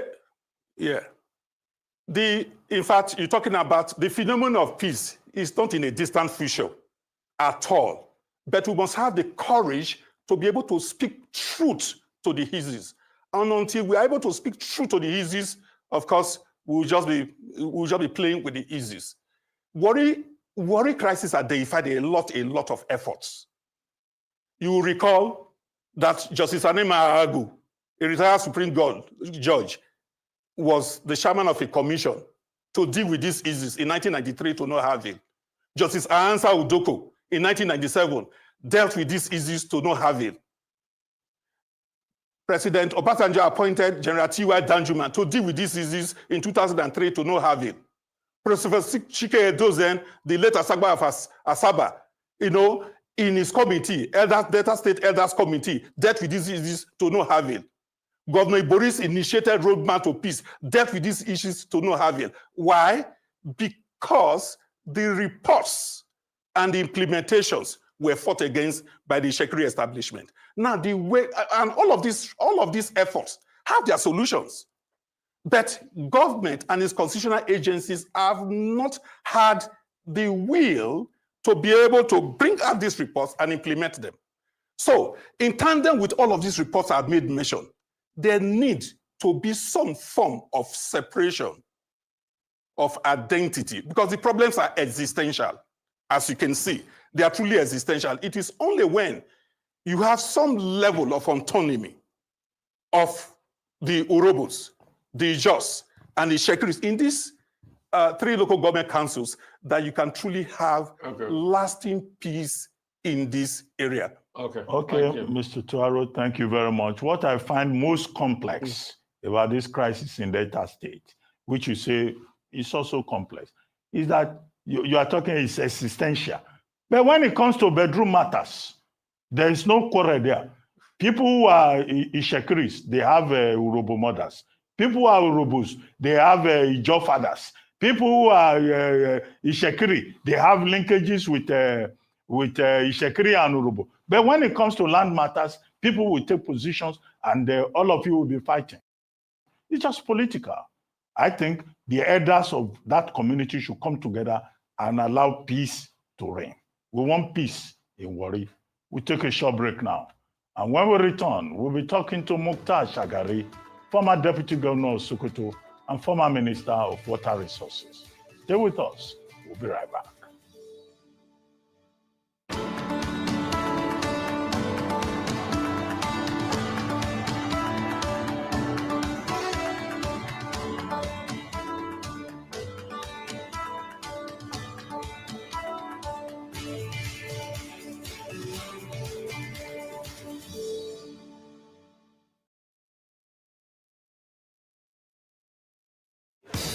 We don't like to eat better, more nutritious meals, more veggies, but we want it tasty and easy too.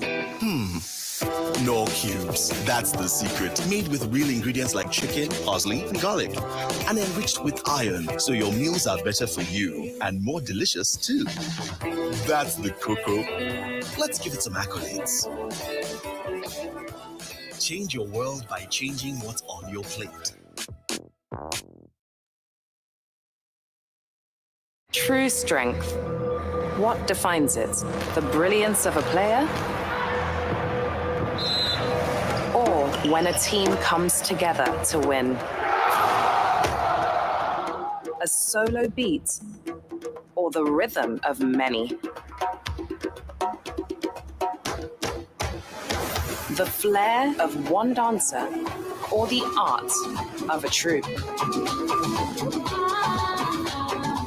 One distinct voice, or the beauty of the symphony. At FCMB Group, we build ecosystems, empower communities, and create the future. Because we believe it's not just one, but the power of the group that delivers the future we all desire. FCMB, the power of the group.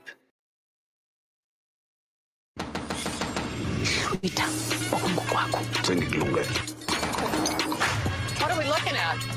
Thank you guys for joining us for this unforgettable night. Paw Patrol is on! It's Max Verstappen in the lead. The megastar is here. Absolutely sensational. Let's go! What are you guys doing to us? Get unbelievable entertainment that is unbelievably easy to own. Get and stay connected to DSTV. Guy, with the rising cost of things, we need to plan our next move. Guy, I agree with you. I mean, with the money we make, we should not be struggling with our finances now. Maybe you both need better banking options. What do you know about better banking options? I recently moved my salary account to Polaris Bank, and since then, it's been a smooth ride for me. They bought over my existing loan and gave me better interest rates and repayment terms. Are you serious? Yes, as a Polaris salary account holder, I can get personal term loan, auto loan, mortgage, 50% salary advance, credit card, and more without going to the bank. Really? I've got a personal term loan already. See, here's my credit card too. How do I make the move? Simple. Open a Polaris salary account on Vault. Use salary account as your referral code. My guy, I am moving my salary account now. Get personal term loan and more with your Polaris salary account. Vault is available on Google Play Store and Apple App Store. Salary earners.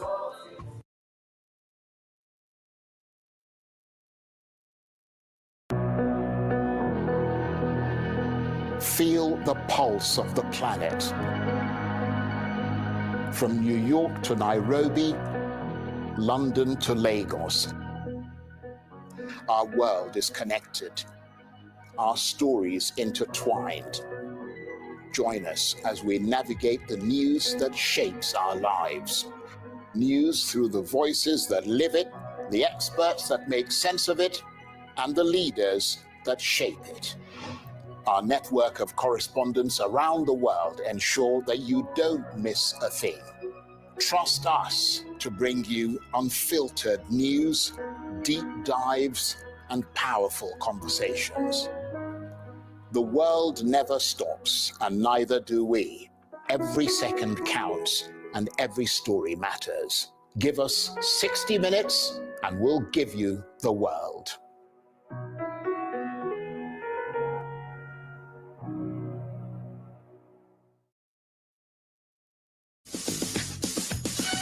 Naira, shillings, China, yen, interest rates are up again. Commodities, bonds and shares. Seize the bulls and mingle with the beers. Derivatives and currencies. Help me understand it, please. Finance gurus, the thieves and the tricks. Portfolio is getting thick. Come on, trade. Let your money move with the wisdom. Trade, trade. Let the markets take you there. Stay up to date with business and markets every weekday on the Rights Exchange.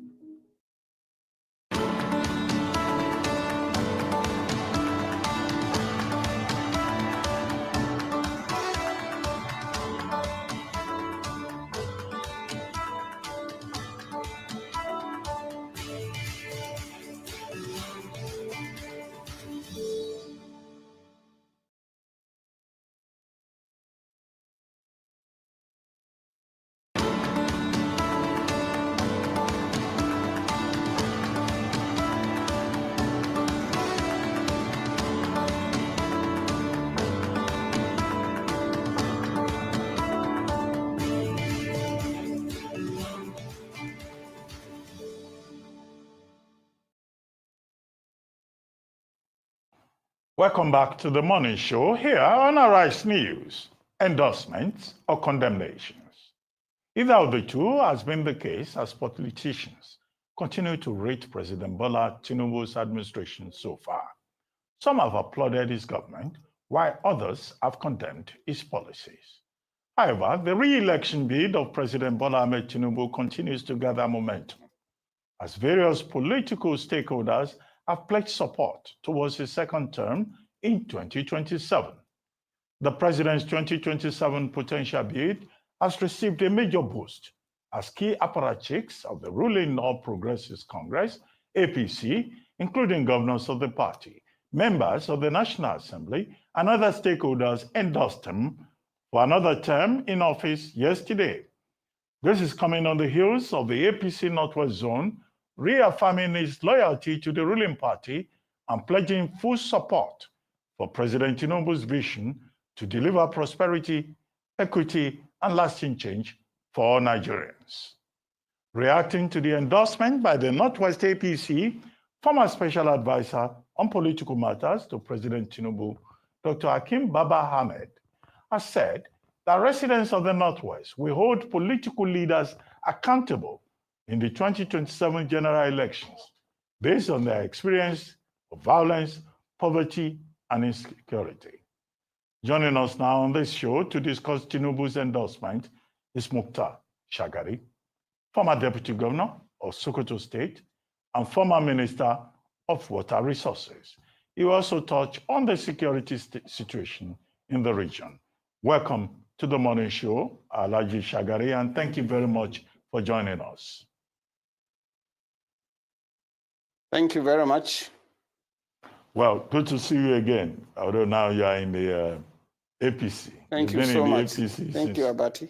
Yes, thank you. 2023. Thank you, Abati. Yeah, but let's discuss the development yesterday.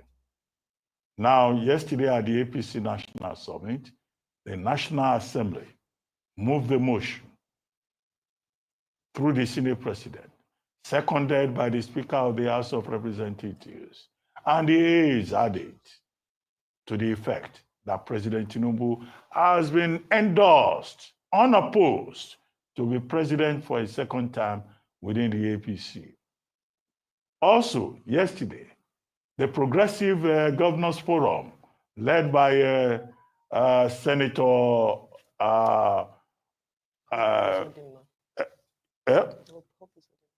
Uzodinma of Imo State also endorsed President Tinubu. The North Central Coalition endorsed him. The Northwest APC Coalition, before now, endorsed him. Other parties are dissolving into the APC, all of them saying Tinubu for second term. Well, what do you say to this? The president says freedom of association, freedom of movement is not criminally punishable. Do you think President Tinubu deserves this, sycophantic, triumphalist endorsement?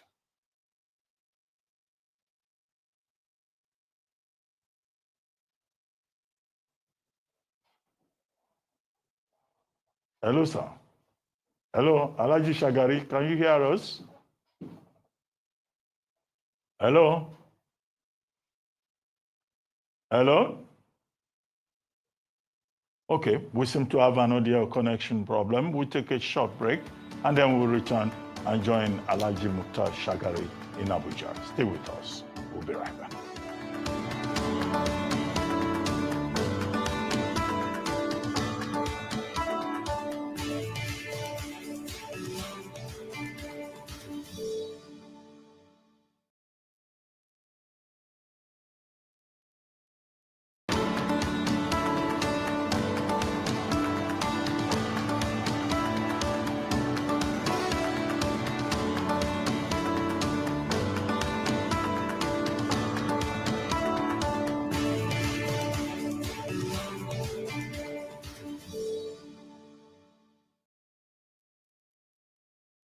Cannot hold a man up to a promise he made while he was naked.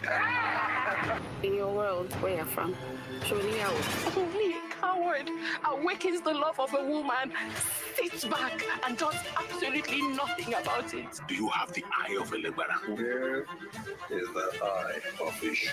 Do you know what Elegbara is? Oh, well, I am going to die here. This place that nobody knows called Wari.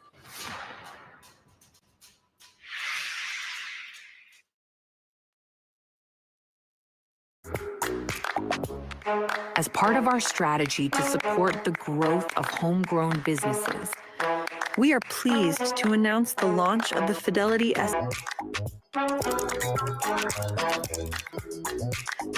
SME Hub, helping businesses to grow, thrive, and prosper. We are Fidelity. We keep our word.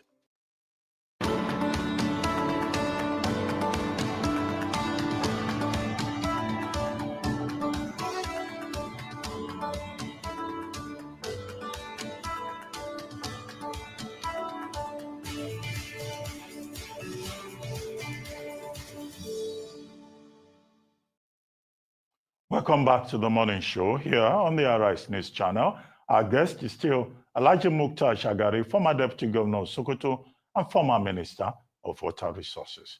Thank you very much, Alhaji Shagari, for staying with us. Quickly, endorsements galore for Tinubu. Yeah, thank you very much. Defections galore, all for Tinubu. Yeah. Vote of confidence galore, all for Tinubu. What do you think? Do you think he deserves it? Well, Abati, you said it all. Under the Nigerian Constitution, specifically Section 40 of the Constitution, Nigerians have the right to associate and discuss issues relating to their interests and so on and so forth. And in politics and in political party politics, where you have an incumbent president or you have an incumbent governor, usually the party will not go and start looking for another person. The party will give the president or the governor the right to first refusal.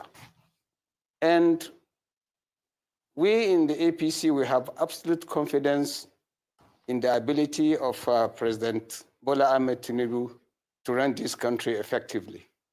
You'd agree with me when he came into power, you people yourselves, did say that there are problems, particularly the economy of the country and so on and so forth, which requires some sorts of drastic decisions to be taken, tough decisions to be taken, and decisions that may not be palatable to quite a number of people and so on and so forth.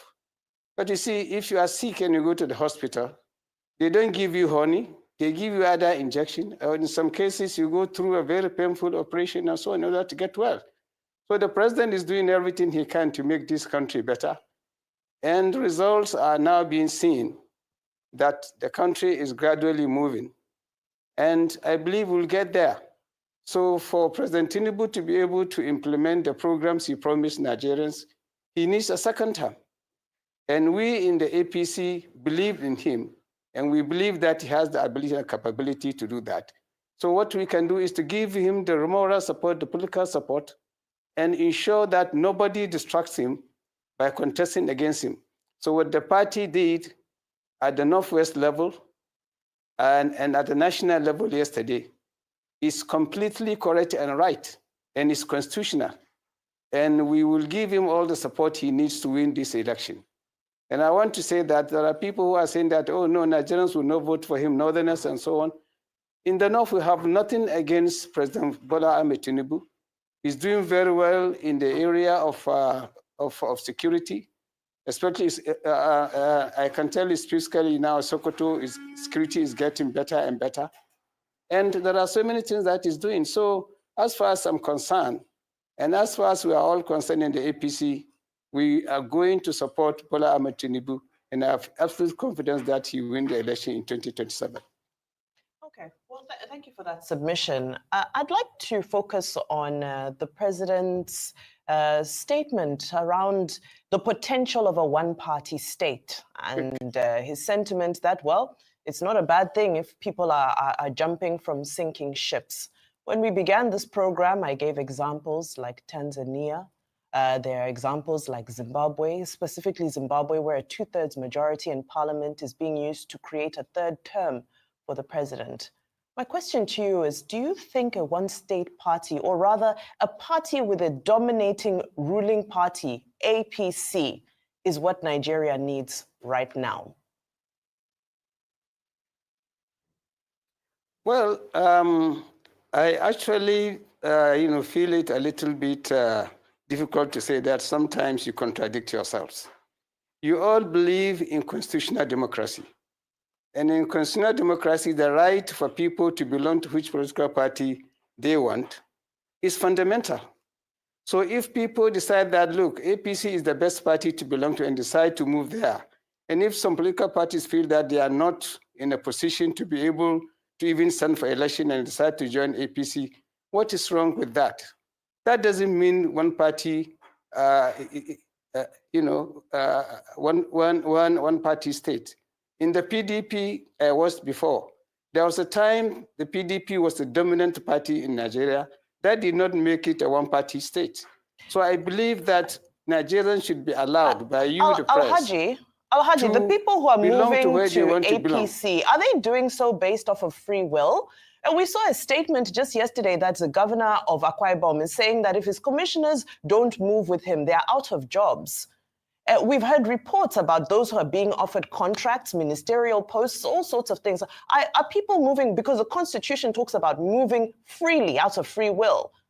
Are you saying everybody, even given the overwhelming evidence we have, are they all moving out of free will? Well, I actually don't understand the kind of politics you want us to play. If a governor belongs to a different political party, is it okay, is it right in your own thinking for his commissioners to go and belong to another political party and then they still work together? I think that doesn't work. Look, allow Nigerians to decide. If a governor has moved into a political party and you feel you don't want to move along with him, the right thing for you to do is to resign. You don't go to another political party and still expect that you should remain in that political party. So I think the governor is right by telling his commissioners, it's either you go with me or you leave. That's simply correct. So let's stop contradicting ourselves. Let us stop this idea of saying A is right, but A, because you don't believe in what he says, is not right. That is not the way. Politics is about freedom of association. So if I appoint you to serve with me and you feel you cannot belong to the party I belong to, then the best thing for you to do is to resign. So how do you get the best? How do you get competence? How do you get the best? How do you get competence? So you are saying, invariably, that if there are people with other ideas, but they have the competence, you should shush them away. Is that what you're saying? So you are saying that even in the worst case scenario, you can't even have a government of national unity with people with opposing political views. Is that what you're saying? So if it's not for your party, that means that's an invitation to anarchy and authoritarianism. That's what we are saying. A man that has competence because he's not in your political party, is not following you to a new political party, he should get away? Is that how we run government now? Is that how we get the best heads? Well, fine. You are talking about incompetence. Are you saying that in the whole of Akwa Ibom state there are no people who are competent? It's only these people? No. So, but are you also saying that their competence should be thrown away because they choose not to follow the governor to a new political party that he wasn't voted based on in the first place? Is that what you're saying? Is that what you're saying? Does that argument hold water? Can you tell me which section of Constitution says that somebody must be imposed on you to work for you, even if he does not believe in your ideas? If he does not believe in your ideas, he does not believe in your programs and so on, it does not matter how competent he is. He can simply move out and then you find another person. So you are insulting the people of Akwa Ibom by telling them that these are the only people who are competent to serve in the government. Okay, so I don't agree with you. With due respect, can you also tell me where it's written in any constitutional book? Because once somebody says, I have a right to be free, you say he should go away because he is not ready to join a political party you, the governor, are just moving to. Can you tell me anywhere it makes sense in rational human thinking and also in the Constitution that people do not have a right of freedom? Tell me where it's in the Constitution. Please tell me, show it to me. Well, you see, I actually don't understand what right of freedom you're talking about. Freedom of thought, was elected freedom of association. Of a president. Can you please let me talk? Let me talk. That's the problem you have. You see, now somebody is elected, he campaigned on certain basic programs of his political party. And he was elected into power either as president or as governor. And he now chooses people to come and support him and help him to ensure that these programs are implemented. And along the line, he decided that, look, I'm moving to another political party. And he moves to another political party. And he tells the people he employed, because no constitution can force any president to choose A or B. The choice are his own. And if they decide not to go along with him, then they have the right, then he has the right to tell them, look, if you don't want to go along with me, then we cannot work together. Because you cannot work together with somebody who belongs to a different political party or who belongs to different opinion, would you say he must be imposed on the would you respect? I don't know what kind of argument this argument. Would you respect, sir, as we wrap up just listen to me. Please finish up because of time, sir. Listen to me. You like to contract. Finish up because of time, sir. The issue is that you have asked a question. I'm giving an answer. Yes. Unless you want me to answer it the way you want. I will not answer. No, not at all. All we say is that somebody is a governor elected by the people based on certain programs of political party. And he now invited people to come and serve with him. And along the line, he said, look, I'm leaving this party to party A.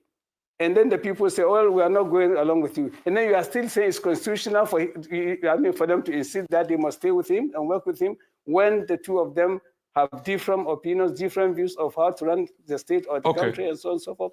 I believe that you should stop insulting the people of Akwa Ibom. They have so many competent people, and I know them. And I know Akwa Ibom. I know the people in Akwa Ibom. They are intelligent people. So if these ones go away, there will still be other intelligent people from Akwa Ibom to serve with the governor. With due respect, can you just boldly tell the governor also to leave the mandate that he got from the PDP now that he's going to the APC in order not to insult the Akwa Ibom people? Because the Akwa Ibom people voted for a PDP mandate, not an APC mandate. Can you also tell them, for the sake of balancing, as we wrap up? Well, you see, the thing is this. This is not the first time people have been moving from one party to another and they keep their seats. The law is there. If they feel that he should leave, they should go to court and sue him. That is the way to go. That's the Constitution. That's constitutional. You cannot simply say because I have left the party. And when the law says you have to prove, and then they said, look, if there is problem within the party, and you believe, you'll agree with me that today PDP to which he actually belongs has a lot of problems and so on and so forth.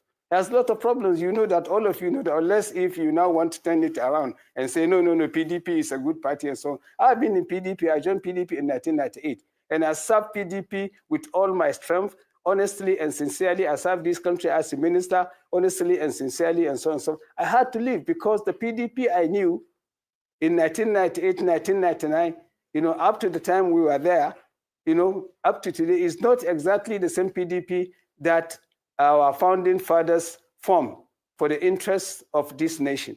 So, the party is now in tatters. So what is wrong if somebody says, look, and then the law has said that if there is division and there are problems in your party, you are free to leave. And if the party feels that, no, that is not the right thing to do, then the party should go to court.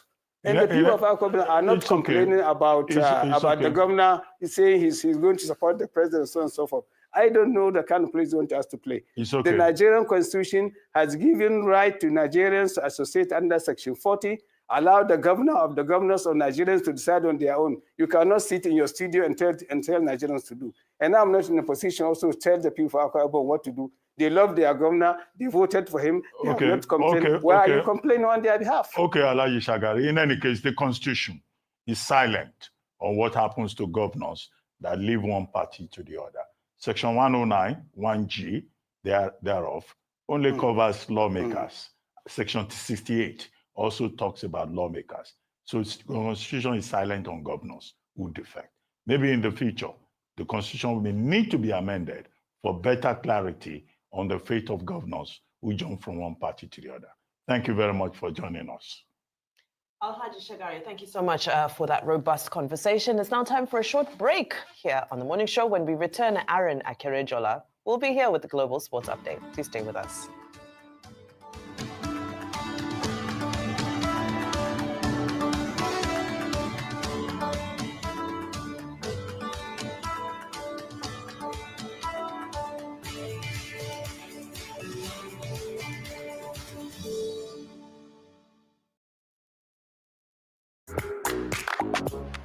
As part of our strategy to support the growth of homegrown businesses, we are pleased to announce the launch of the Fidelity SME Hub, a dynamic initiative designed to empower youths and small and medium-scale enterprises.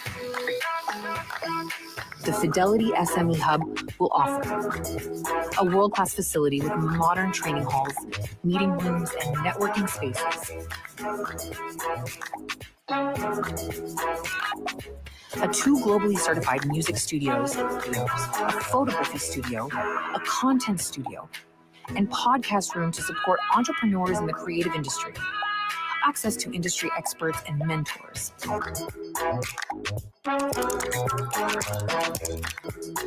The Fidelity SME Hub, helping businesses to grow, thrive, and prosper. We are Fidelity. We keep our word. Every vibration on my phone opens the door to something different. As an award-winning actress, it's a chance to share ideas and stories that resonate. Stories that reflect my journey, passion, and authentic self. So, to deliver excellence, I go all out just for that perfect balance. Thankfully, Cosmo does it for me. The Cosmo range of skin, hair, and body care products caters to my everyday needs. With its nourishing ingredients and gentle formulations, Cosmo not only restores my natural radiance, it refreshes me for whatever comes next. Cosmo, for the love of beauty. Marketed and distributed by GVS Cosmetics.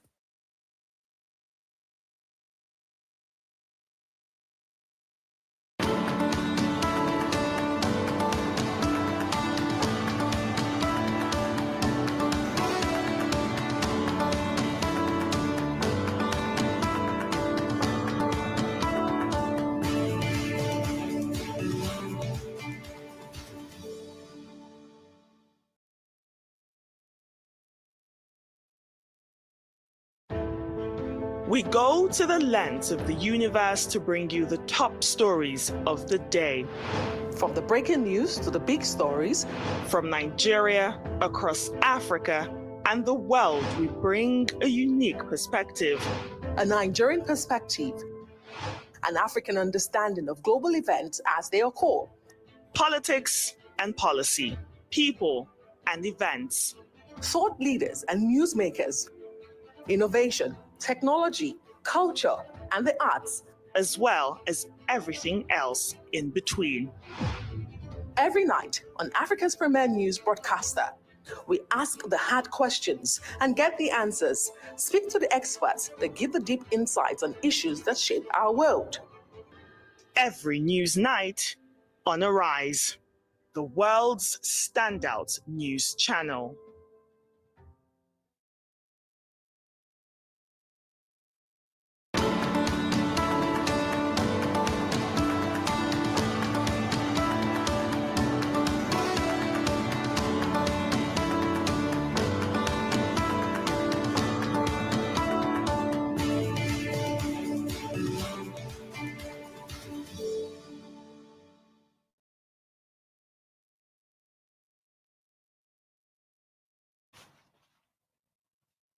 Welcome back to the morning show here on Arise News. Now for updates on sports stories from across the globe, Aaron the Baron Akere-Jola joins us. I believe he's still live from Ogun State. Good morning, Aaron.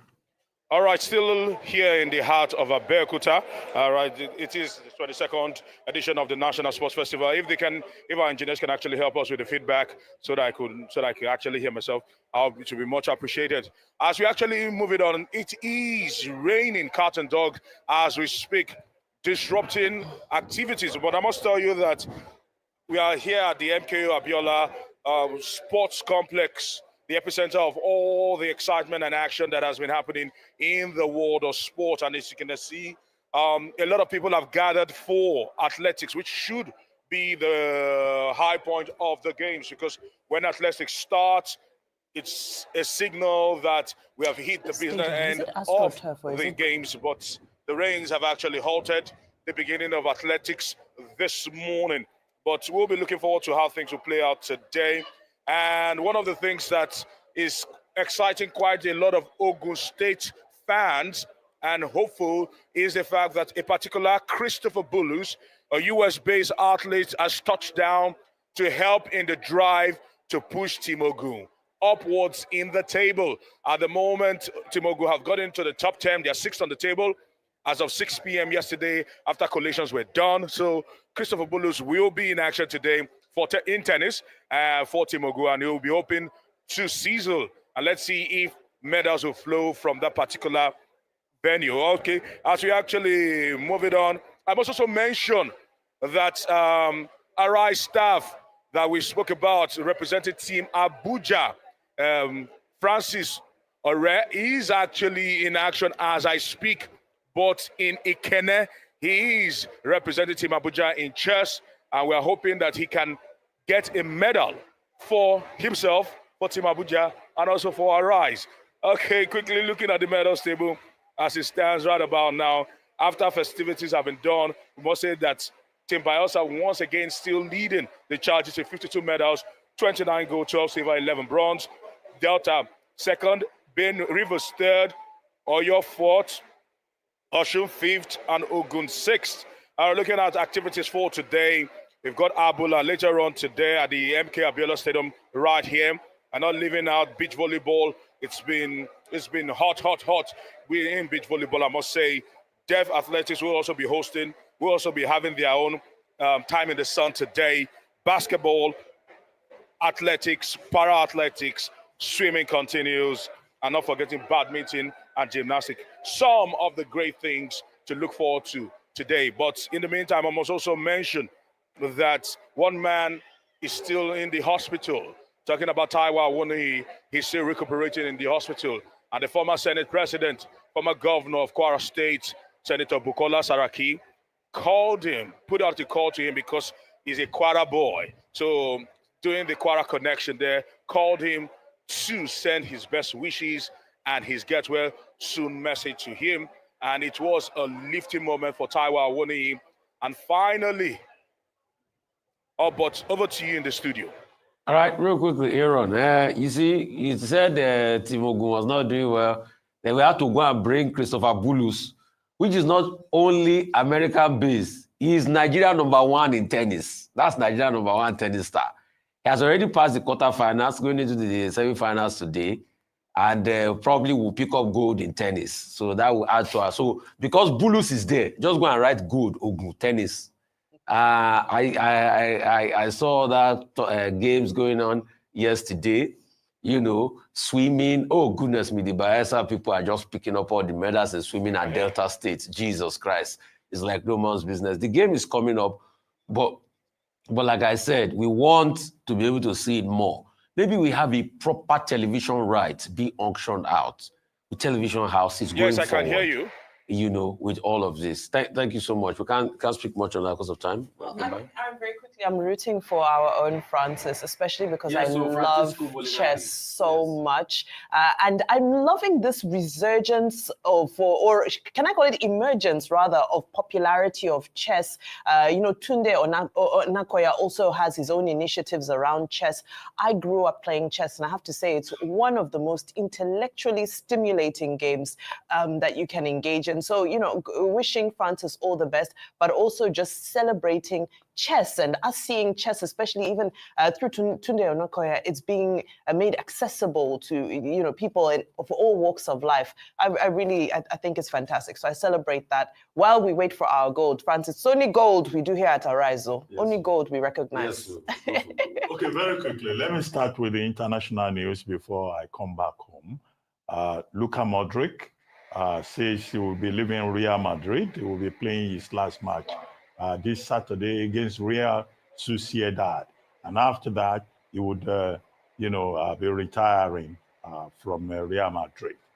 This same Saturday, Ancelotti will be leaving, handing over to Xabi Alonso. Yesterday, we talked about Tottenham Spurs. David Levy is giving out bonuses, £2 million to Ange Postecoglou alone, and £3 million to the players. But the question still remains. Tottenham Spurs going forward will have to worry about the future of its coach and also worry about new recruitments. Hansi Flick has had his contract extended to 2027 by Barcelona. He's done very well. Copa del Rey, La Liga. He went as far as the semi-finals in the Champions League. And now to Ogun. Well, it's good news to hear that Ogun State, is now sixth on the medals table. We are coming. Yes. We will move up. We will move up. It is the gateway state, yes, the gateway to sports in Nigeria. But you said one of the events today is Abula. Which event is that, please? Can you explain it? Abula at MK Abiola Sports Complex. Is that an athletic event, or because the kind of Abula that I know? It's Amala. You should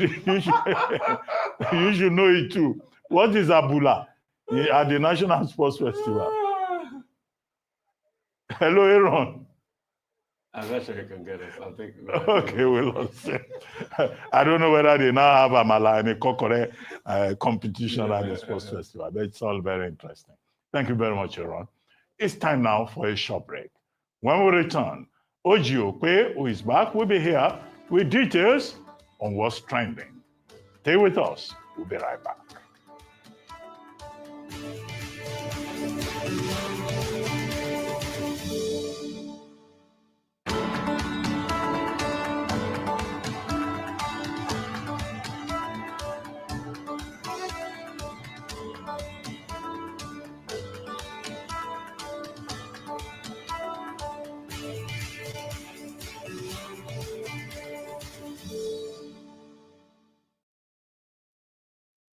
Thinking of banking in Africa? Think Zenith.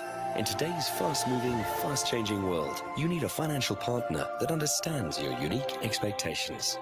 A bank with presence in major financial centers across the world, with the enabling platform to facilitate seamlessly, whenever, wherever, however. A bank with best-in-class financial solutions from a superb combination of technology and human touch. For easy, fast, and secure banking that creates real value. Turning dreams into reality is now in your hands. People, technology, service. Zenith Bank, in your best interest.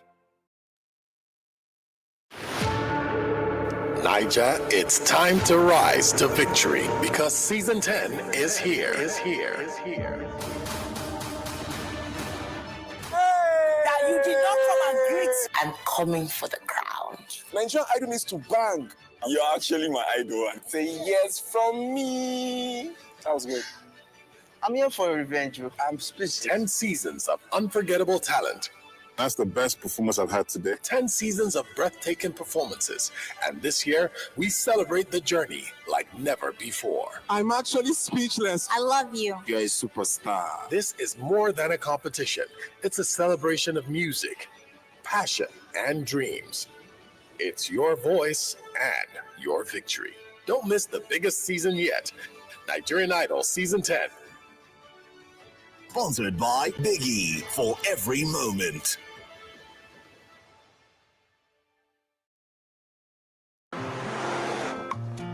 Guy, with the rising cost of things, we need to plan our next move. Guy, I agree with you. I mean, with the money we make, we should not be struggling with our finances now. Maybe you both need better banking options. What do you know about better banking options? I recently moved my salary account to Polaris Bank, and since then, it's been a smooth ride for me. They bought over my existing loan and gave me better interest rates and repayment terms. Are you serious? Yes, as a Polaris salary account holder, I can get personal term loan, auto loan, mortgage, 50% salary advance, credit card, and more without going to the bank. Really? I've got a personal term loan already. See, here's my credit card too. How do I make the move? Simple. Open a Polaris salary account on Vault. Use salary account as your referral code. My guy, I am moving my salary account now. Get personal term loan and more with your Polaris salary account. Vault is available on Google Play Store and Apple App Store. Salary earners.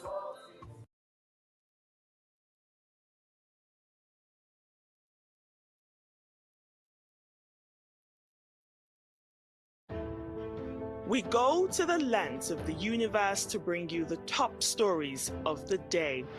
From the breaking news to the big stories, from Nigeria, across Africa, and the world, we bring a unique perspective. A Nigerian perspective, an African understanding of global events as they occur. Politics and policy, people and events. Thought leaders and newsmakers, innovation, technology, culture, and the arts, as well as everything else in between. Every night on Africa's premier news broadcaster, we ask the hard questions and get the answers. Speak to the experts that give the deep insights on issues that shape our world. Every news night on Arise, the world's standout news channel.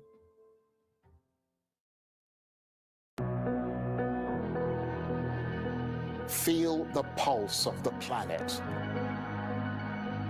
From New York to Nairobi, London to Lagos. Our world is connected.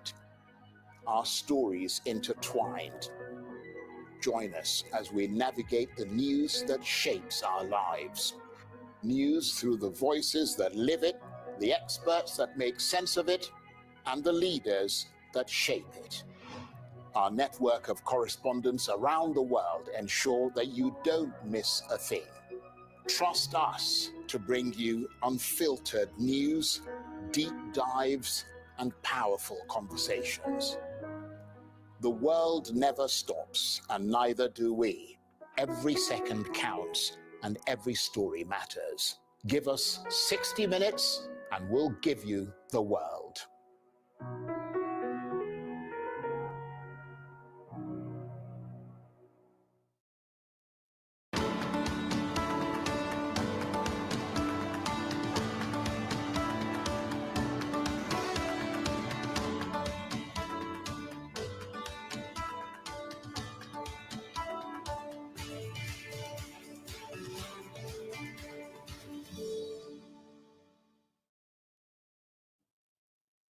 Welcome back to the morning show here on Arise News.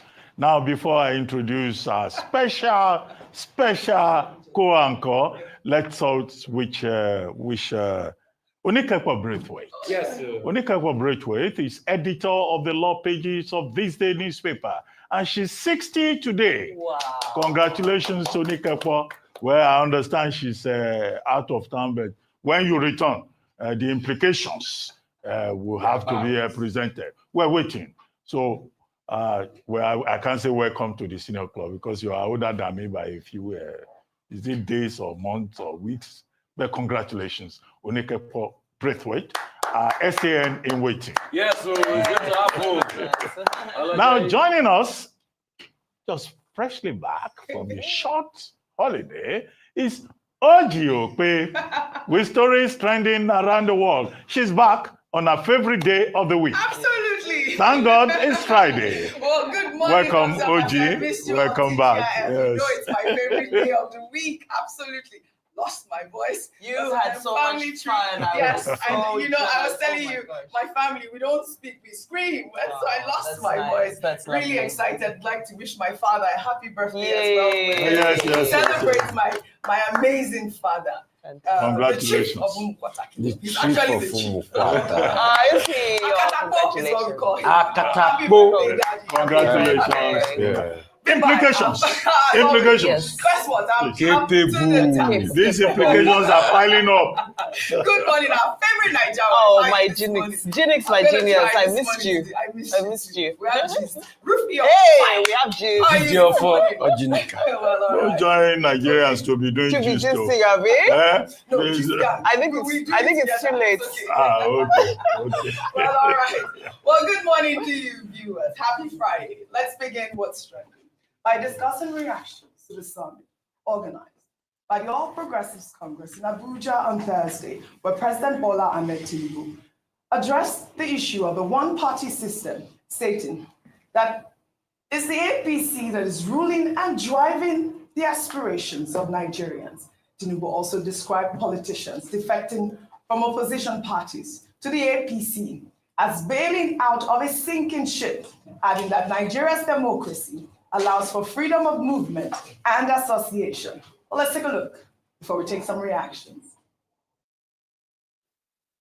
Before I skip, I just need to tell those ones saying one-party system is no good.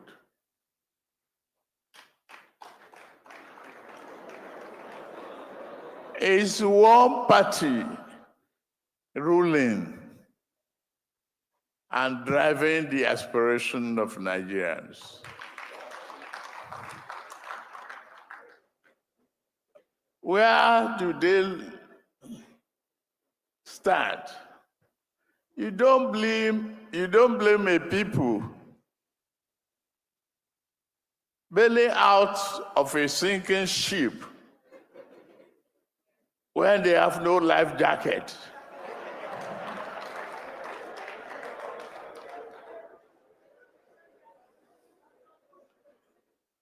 I'm glad of what we have, and I'm expecting more to come.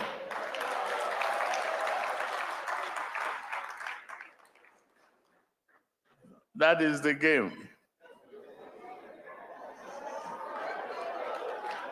We are in a constitutional democracy. Don't forget the freedom of movement and the freedom of association is not criminally punishable. Welcome to the progressives. Sweep them clean. Welcome to the progressives. Sweep them clean. Jagaban. Let me take some reactions. And this is a reaction that is, re-echoed on social media. This is from Emma, who wrote, President Tinubu said, there's nothing wrong with a one-party state. I completely disagree with him. He was among those who kicked against the one-party state. I wonder what changed now. I'm completely against a one-party state. Well, President Eniola actually pulled out multiple newspaper clippings, with the caption in August 2010, Bola Tinubu won against one-party state, but today they say it's a blessing. Obviously, you know the internet never forgets. There was the interview that's been trending now back in 2010 when, the president actually kicked against the one-party state. And we have, mentioned this on this table that we are all, against this because it doesn't support democracy. But let us just touch more on the summit yesterday. In the meantime, Senate President Godswill Akpabio, during the summit, urged that Tinubu be returned unopposed as the presidential candidate of the APC and called for the president to be the sole candidate for Nigeria in 2027, saying that his leadership qualities and experience make him well-suited to represent all Nigerians and not just members of the All Progressives Congress. Let's take a look. The political sagacity of President Bola Tinubu, in view of the fact that despite very difficult times, he has been able to set Nigeria on a path of growth, confirmed by the International Monetary Fund. In view of the fact that Nigerians are grassroots people, are very excited. In view of the fact that even the members of the National Assembly and senators said they have never had it this good. The leadership of the House of Reps should join me. I want all the members of the National Assembly of the APC extraction to stand up wherever they are. I want the civil senators to stand up where they are. And you will echo what I'm going to say. Those who love you will also join. I want to move, and let it be moved, that not only will President Bola Tinubu be a sole candidate for the presidency in 2027, but he will also be a sole candidate for the whole Nigerian population, because all our political parties have been torn into shreds. I went to my state, and I saw the umbrella at the PDP. It has over 100 holes. And so very soon you will hear. I'm not the one to break the news. But I know the national chairman has already broken the news that everything in the South has collapsed for you. And that is the same thing that is happening in the nation.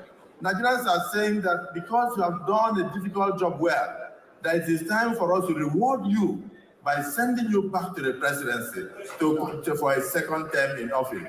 I move, therefore, as the Senate President of the Federal Republic of Nigeria, that Mr. President return, one, as a candidate of the APC unopposed, and secondly, as the next president for a second term come 2027. I so move. Listen to that voice. That's the voice of the Senate President. I so move. The voice of the Senate President, Dr. Abati, has been cracking up the whole time. And a lot of people have said, if Senate President Godswill Akpabio was not Senate President, he could really have a good job as a is it a comedian or a jester? What do you call that? Dr. Abati, over to you, really. Because really, okay. I don't know if anybody... Just to add to what I said earlier on, I think the APC National Summit yesterday, held at the banquet hall of the presidential villa, there was a lot of psychophancy, there was a lot of masturbation, there was a lot of psychophancy, there was a lot of comedy. Now, the Progressives Governors Forum, led by Senator Opuzodinma, the National Assembly, led by Senator Godswill Akpabio, they said they passed a vote of confidence in the president. Others did. In fact, they turned the banquet hall into an extension of the Senate and the House of Reps, because it was the Speaker of the House of Reps that seconded the motion. Unfortunately, the Senate President forgot his gavel. He didn't go with it. and they forgot to go with the mace, of the Senate and that of the House. So that's why I say it is comedic. Yes. However, what is important here is that the president is saying, well, the Constitution allows Section 40, freedom of assembly, Section 39, freedom of expression, and that people can express themselves. Those rights are not criminally punishable. He's right on that score. But let him be reminded that that same yesterday, the coalition have refused to keep quiet. They have appointed Senator David Mark as chairman. They set up a committee led by Lee Elimoke, Senator Lee, former governor, former minister Lee Elimoke, to see if they should stay within the existing party. They've set up the Rotimi Amechi committee who will be, Rotimi Amechi will be 60, by the way, on May 27, Children's Day. And that committee has recommended the formation of a new political party called All Democratic Alliance, which motto will be, trust for all Nigerians. Now, that ADA means Ada in Yoruba language. So the opposition too, they are wielding cutlass. They are. Ada means cutlass. So 2027 Yeah. will be, the build up to it will be very interesting. Right. However, my fear is that as the politicians begin to jostle so early in the day, where would governance be? This is the point. President Tinubu says he will take us to promised land. Yes. I hope the politicians will not be distracted. Those wielding cutlasses and those wielding vote of confidence, and that there will be enough time to spare for the ordinary Nigerian who expects performance, service delivery, and progress and growth. Absolutely, you've said it right. We should really focus on governance at this point. I cannot believe that we are speaking about Tinubu as a sole candidate of Nigeria at the point. Godswill Akpabio, before I come to you, Rufai, meanwhile, popular Kano-based musician Rara performed his hit song, Omo Rara Ra Omo Logo, which means child of glory for the president during the summit. Let's take a look.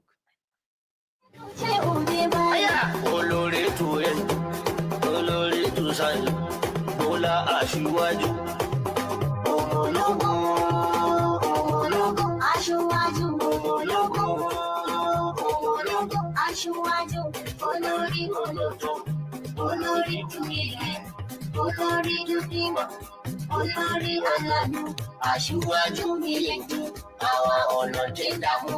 Aṣíwájú kìí ṣe ọlọ́dẹ níṣẹ́ ìdílé. Ìwé àwọn ọlọ́dẹ, ìwé àwọn àṣebàjẹ́, ìwé àwọn ẹlẹ́gẹ̀, ìwé àwọn alábòsí. Rana ce Asuwaju tutayin mata. Sun sau mota kanta. Asuwaju tutayin mata. Ka biyo su jirgi mai mota. Asuwaju tutayin mata. Da fito na kwarai baya tabta. Asuwaju tutayin mata. Thank you very much. Omologo. I mean, see a Fulani man speaking Yoruba, because Rara was also speaking Yoruba. Oh, he did. You know that the level of motivation is very high.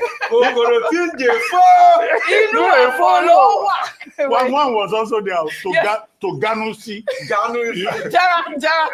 Everybody, Omologo, Ganusi. Very interesting times. Very, very interesting times. Rufy on fire. It's the political economy. All I just want to remind them is, please, a lot is failing in governance. So you cannot be Ganusing and all of that. I know, you have to make your money. It's part of the political economy. When, till today, after the over 2 billion spent on NNPC, we've not seen anything as regards the refinery. People are hungry, people are in poverty and all of that. But Dr. Abati, like you said, these politicians are very funny people. You know, a lot of bootlicking, comedic interplay and all of that. And you see, never take the word of a politician seriously. Yeah. Because they don't mean it. Let me take you on a quick journey. On the 22nd of September 2024, Governor Umoeno of Akwa Ibom State said, my link with Akpabio will never undermine PDP's interest in Akwa Ibom states. Where is Governor Umoeno today? The same Governor Umoeno has now said that as a member serving in my cabinet, if you don't follow me to APC, you are in problem. But 2024, he said that. Even Mr. Senator Godswill Akpabio, I'll take you back to 2014. He was part of those that started the support for your guy, Goodluck Jonathan then. As at 2014, he said all the governors are loyal behind Goodluck Jonathan. Today, he's still the one starting the support. When you have high level of inflation, economic malaise, and the likes. So they will do what they want to do. But Nigerian people, remember, the vote is in your hand. Do not sell it. The Senate can quickly stamp authority on this. When they forget that their electoral reforms they should work on. That is what will make our elections credible. And this one that INEC now say they are going to have an AI department leading up to the election. Hope the AI will avoid technical glitches in the next election. All right. Well said, Rufai. Well said. Mumbai, let's take another story now in another development. The federal government has filed a criminal defamation charge against suspended senator representing Kogi Central, Natasha Akpoti over claims she made during a televised interview on April 3rd. During the interview, the senator alleged that Senate President Godswill Akpabio and former Kogi State Governor Yahaya Bello were involved in a plot to assassinate her. The government accused the senator of making imputation, knowing or having reasons to believe that such imputation will harm the reputation of a person. The offense is cited under Section 391 of the Penal Code, Cap 89, Laws of the Federation 1990, and is punishable under Section 392 of the same law. Godswill Akpabio and Yahaya Bello are listed as complainants and are expected to testify alongside other witnesses. Akpoti Uduaha was suspended from the Senate in March for alleged misconduct, maintains that the charges are politically motivated and part of efforts to silence her. I mean, we saw the story yesterday. Our favorite Niger wife, your thoughts on it? Well, I mean, there's not much to be said because the issue is obviously sub judice at the moment. But these particular charges, to call these particular charges politically motivated, I think is a little bit amiss of the truth, because things were said, allegations were made, and she said she has evidence to prove those very weighty allegations she made. It was inevitable that, you know, if you make such heavy allegations towards anybody at all, and they feel that it is unfair, that they will seek some sort of redress. So this particular case was inevitable. I don't think this is the part that's politically motivated. There are so many moving pieces. There's also reports of some witnesses in favor of Senator Akpoti who are said to have been arrested and so forth. So yes, there are other elements happening around the case that we can argue and say are politically motivated. But the case itself is a case of you allege, and I have come to challenge you to prove your allegations. And of course, we wait for all of that to play out in court because those allegations were extremely, extremely weighty. Yeah, exactly what we said when we brought this story on the table. And, you know, remember I said, Senator Natasha Akpoti is a lawyer herself. So like you've said, the allegations are weighty. We'll hope to, follow up on the story when the story unfolds. We'll take another story now. Labour Party leader Peter Obi has debunked reports of a secret meeting with President Bola Tinubu in Rome to discuss a 225 billion naira Fidelity Bank debt crisis. Well, on Monday, a report alleged that Fidelity Bank faced insolvency following a Supreme Court judgment requiring the bank to pay damages of 225 billion naira to a Nigerian firm. Or Fidelity Bank has since debunked the report. In a statement posted on X on Thursday, Peter Obi said that the rumor was fabricated by blackmail merchants determined to mislead Nigerians and tarnish his image. His tweet reads in part, "It's obvious that the biggest business for blackmailers now is talking about Peter Obi from every negative perspective. Even my solemn spiritual trip to Rome has been twisted into yet another blackmail campaign by merchants paid ostensibly to propagate anything negative against Obi. Let me categorically state that I have never sought an audience with or met President Tinubu since he assumed office, except about 1 minute meeting at the arena of St. Peter's Basilica, Rome, during the inauguration mass of Pope Leo XIV, where I was seated behind and had to respectfully greet him and other dignitaries present. The self-proclaimed blackmailer-in-chief and others who thrive on spreading pain and falsehoods have also claimed that I own Fidelity Bank. For the record, I do not. Throughout my career, I have served as chairman, director of 3 banks, financial institutions, of which Fidelity is one of them. Fidelity has over 500,000 shareholders, none of whom hold a majority stake. What this blackmailer seeks is to harm these hardworking Nigerians and cause them needless distress. To those peddling these falsehoods, and engaging in blackmail, I offer a simple prayer.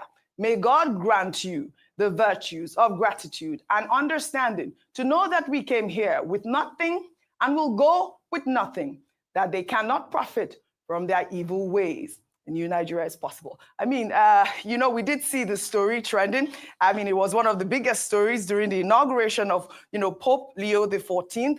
I mean, that picture was actually the picture of, I mean, it is the picture of the week, the meeting between the president and Peter Obi, and of course, fire me. But I'd like to also take Bianca Ojuku's tweet. Nigeria's Minister of State for Foreign Affairs, Bianca Odumegu Ojukwu, has clarified what transpired during the recent meeting between President Bola Tinubu and Peter Obi at the Vatican, while in a lengthy post on X. Let me read a part of her statement. She wrote, "The inside story, how it all went down in Rome as we entered. I cited former governors Peter Obi and Kayode Fayemi already seated, and I went to greet him after the president was seated. Being patriotic citizens, they both decided to come up with me to pay their respects to Mr. President. The president very warmly and graciously received them both in a relaxed and humorous mood, after which they both returned to their seats. I was therefore taken aback by all the buzz and flack that something as simple as a polite greeting to one's elder, not to mention president, is an intricate part of our African culture generated across social media space with all manner of innuendos and interpretations.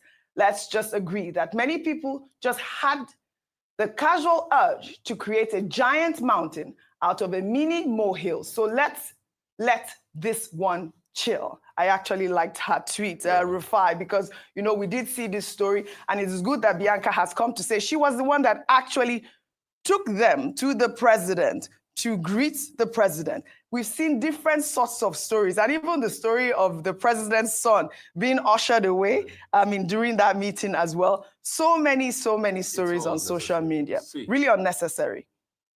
What happened? I'm not saying there's no courts, whatever, with Fidelity Bank, but Fidelity Bank is more than capable. A bank capitalized of over 1 trillion is more than capable to sort out all the encumbrances, and they are doing it. It was a hit job.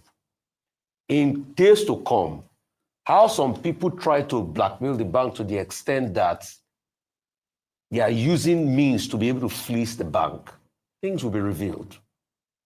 And please, we cannot use sentiments to bring down our banking system. Nigeria can't afford a banking crisis. And that's why when that story broke, we spoke about it. The point is, Fidelity Bank is strong. I'm saying that because I'm a patriot. And Nigeria comes first. You don't want to run on the bank. People will blackmail. Peter Obi is in the political eye. People will say all sorts. He has come out to clarify now that nothing of such happened. They will look for stories and make it juicy and link it one way or the other. It is their word. But you will know that there was a target against Fidelity Bank, a bank that has done so well in recent times. And give it to Madam Oyalipe. And it has to be said, we need to support banks like that are doing well, as we support every bank in this country. And that's why when that VDM thing happened, you were the one that played the side of a GT Bank to debunk that story with the CCTV that they released. Absolutely. So let's call a spade a spade. It is political season. Those that had tried to hit the bank with all these false stories, definitely in the coming days, they will be revealed. Absolutely. I can tell you that for fact. All right. Well, let's take another story now. Dr. Vati, I'd like for your comment on this story. The father of the 14-year-old boy killed by a stray bullet on Tuesday in Oyo State, Odunayo Alade, has shared what happened. He spoke with News Central. Let's take a look. To them, they said I follow one way, and I let them know that this is the road that everybody, all the neighborhood there, this is the way they are passing. A very short distance to the main junction. I won't say one way, because the place is, as I said earlier, it's a very short space, very short. It's not up to a pole. You understand? We just come out and then we followed the normal way down. It was when I entered through that road, one of them just came and jammed my vehicle. The elder brother of the deceased was supposed to write work yesterday. Was having a 8:30 paper yesterday. So if I should stop, then they will delay the boy. So that's why I just to just man over them, go on my way. So after I left them, I just heard the gunshot. So I didn't stop. Then the boy in question was shouting, "Daddy, daddy, daddy, daddy." I was even shouting on him that, "Why are you shouting?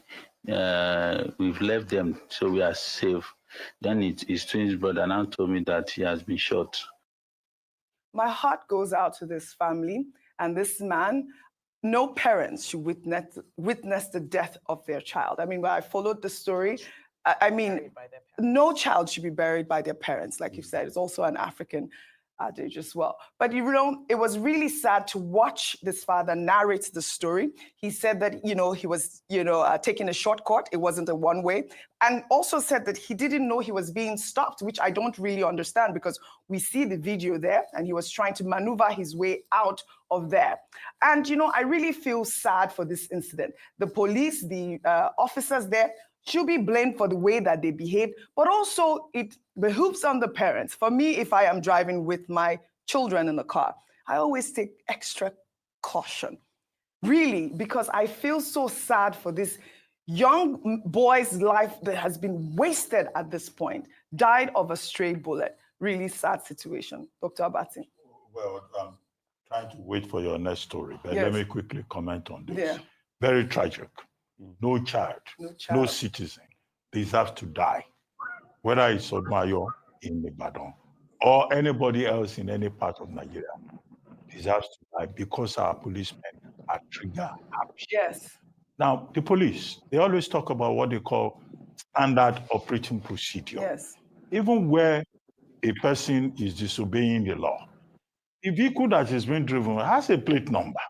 The person can still be traced. Yeah. In some of these states, they claim that they have cameras everywhere. Maybe those cameras don't work everywhere. That person who is disobeying officers in uniform can still be apprehended. That's how they do it in civilized societies. Then you just carry gun and you just shoot at a moving vehicle. You say you want to demobilize a tire.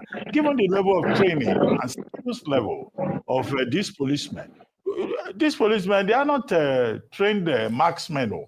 They are not trained, what do they call those people? Snipers. No, they are not. As it were. So he says he wants to shoot a tire. Yeah. He shot inside the vehicle. So this is the thing Really about sad. police discipline and standard operating procedure. The Inspector General of Police, IGP Egbetokun, has already ordered an investigation. CP Oyo State, Adenola, has to explain exactly what happened. Yeah, exactly. The officer who shot and, snuffed life out of a promising young man who was going to write a WASC exam. Yes. A young man who still has a whole future ahead of him. Gone. Whatever may have been the provocation, Yes. this is unacceptable. Yes. And the investigation must be made public. The outcome must be made public. The final point, however, is that people should also respect The police officer. the rule of law. The rule of law. Many absolutely. Nigerians are also very difficult. Yes. They will say they are above the law. Yeah. Nobody should be above the law. Finally, the point I made when we first discussed this story. NSAS protesters asked for psychiatric evaluation of Nigerian policemen. Yeah. We want to know how far they have gone with this mental health assessment of our policemen. Because if you check now, that policeman who shot the young man who probably has his own children. So has he been arrested? The police Where they say they are officer, still investigating.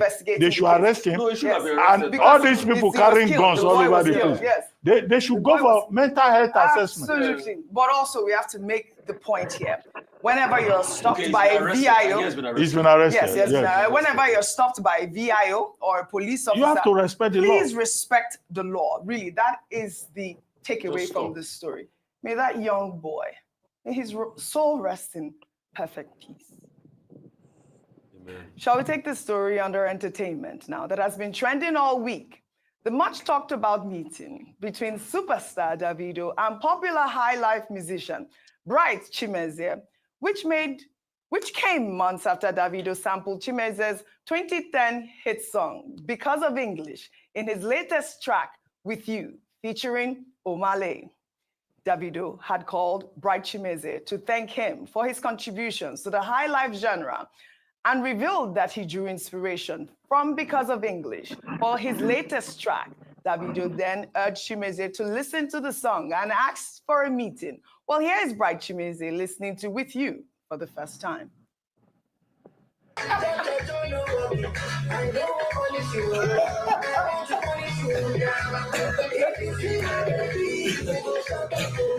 Davido, you know something?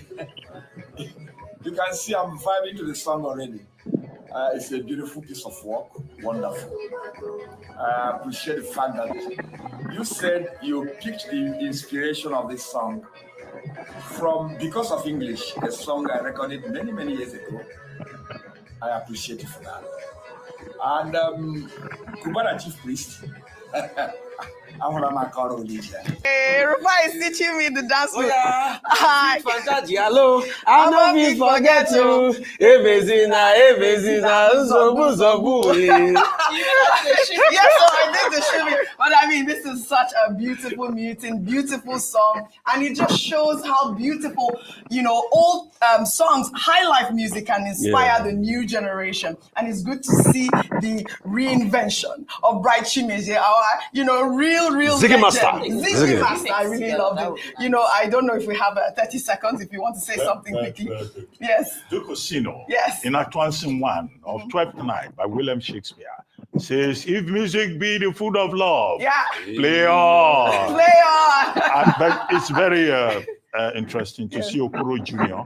being given his flowers. I know. In the 80s, he was Igbo Alive, Ozigi Maga, and now at this time, Davido has more or less drawn attention to him afresh. Yes. What it means is that good music will always endure. Absolutely. The power of music is universal, is eternal. And this reminds me of Brain Jota and Michael Jagger. Let's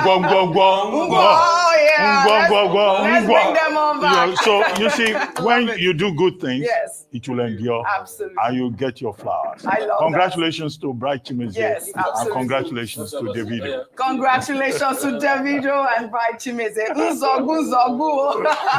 love to thank you all for your great analysis. As always on What's Trending, I missed you all. Well, all right. That's all I have for you guys on What's Trending today. I'll see you all next week. And that's all on today's edition of the Morning Show. Bosin Omofaye is up next with Global Business Report. And it will be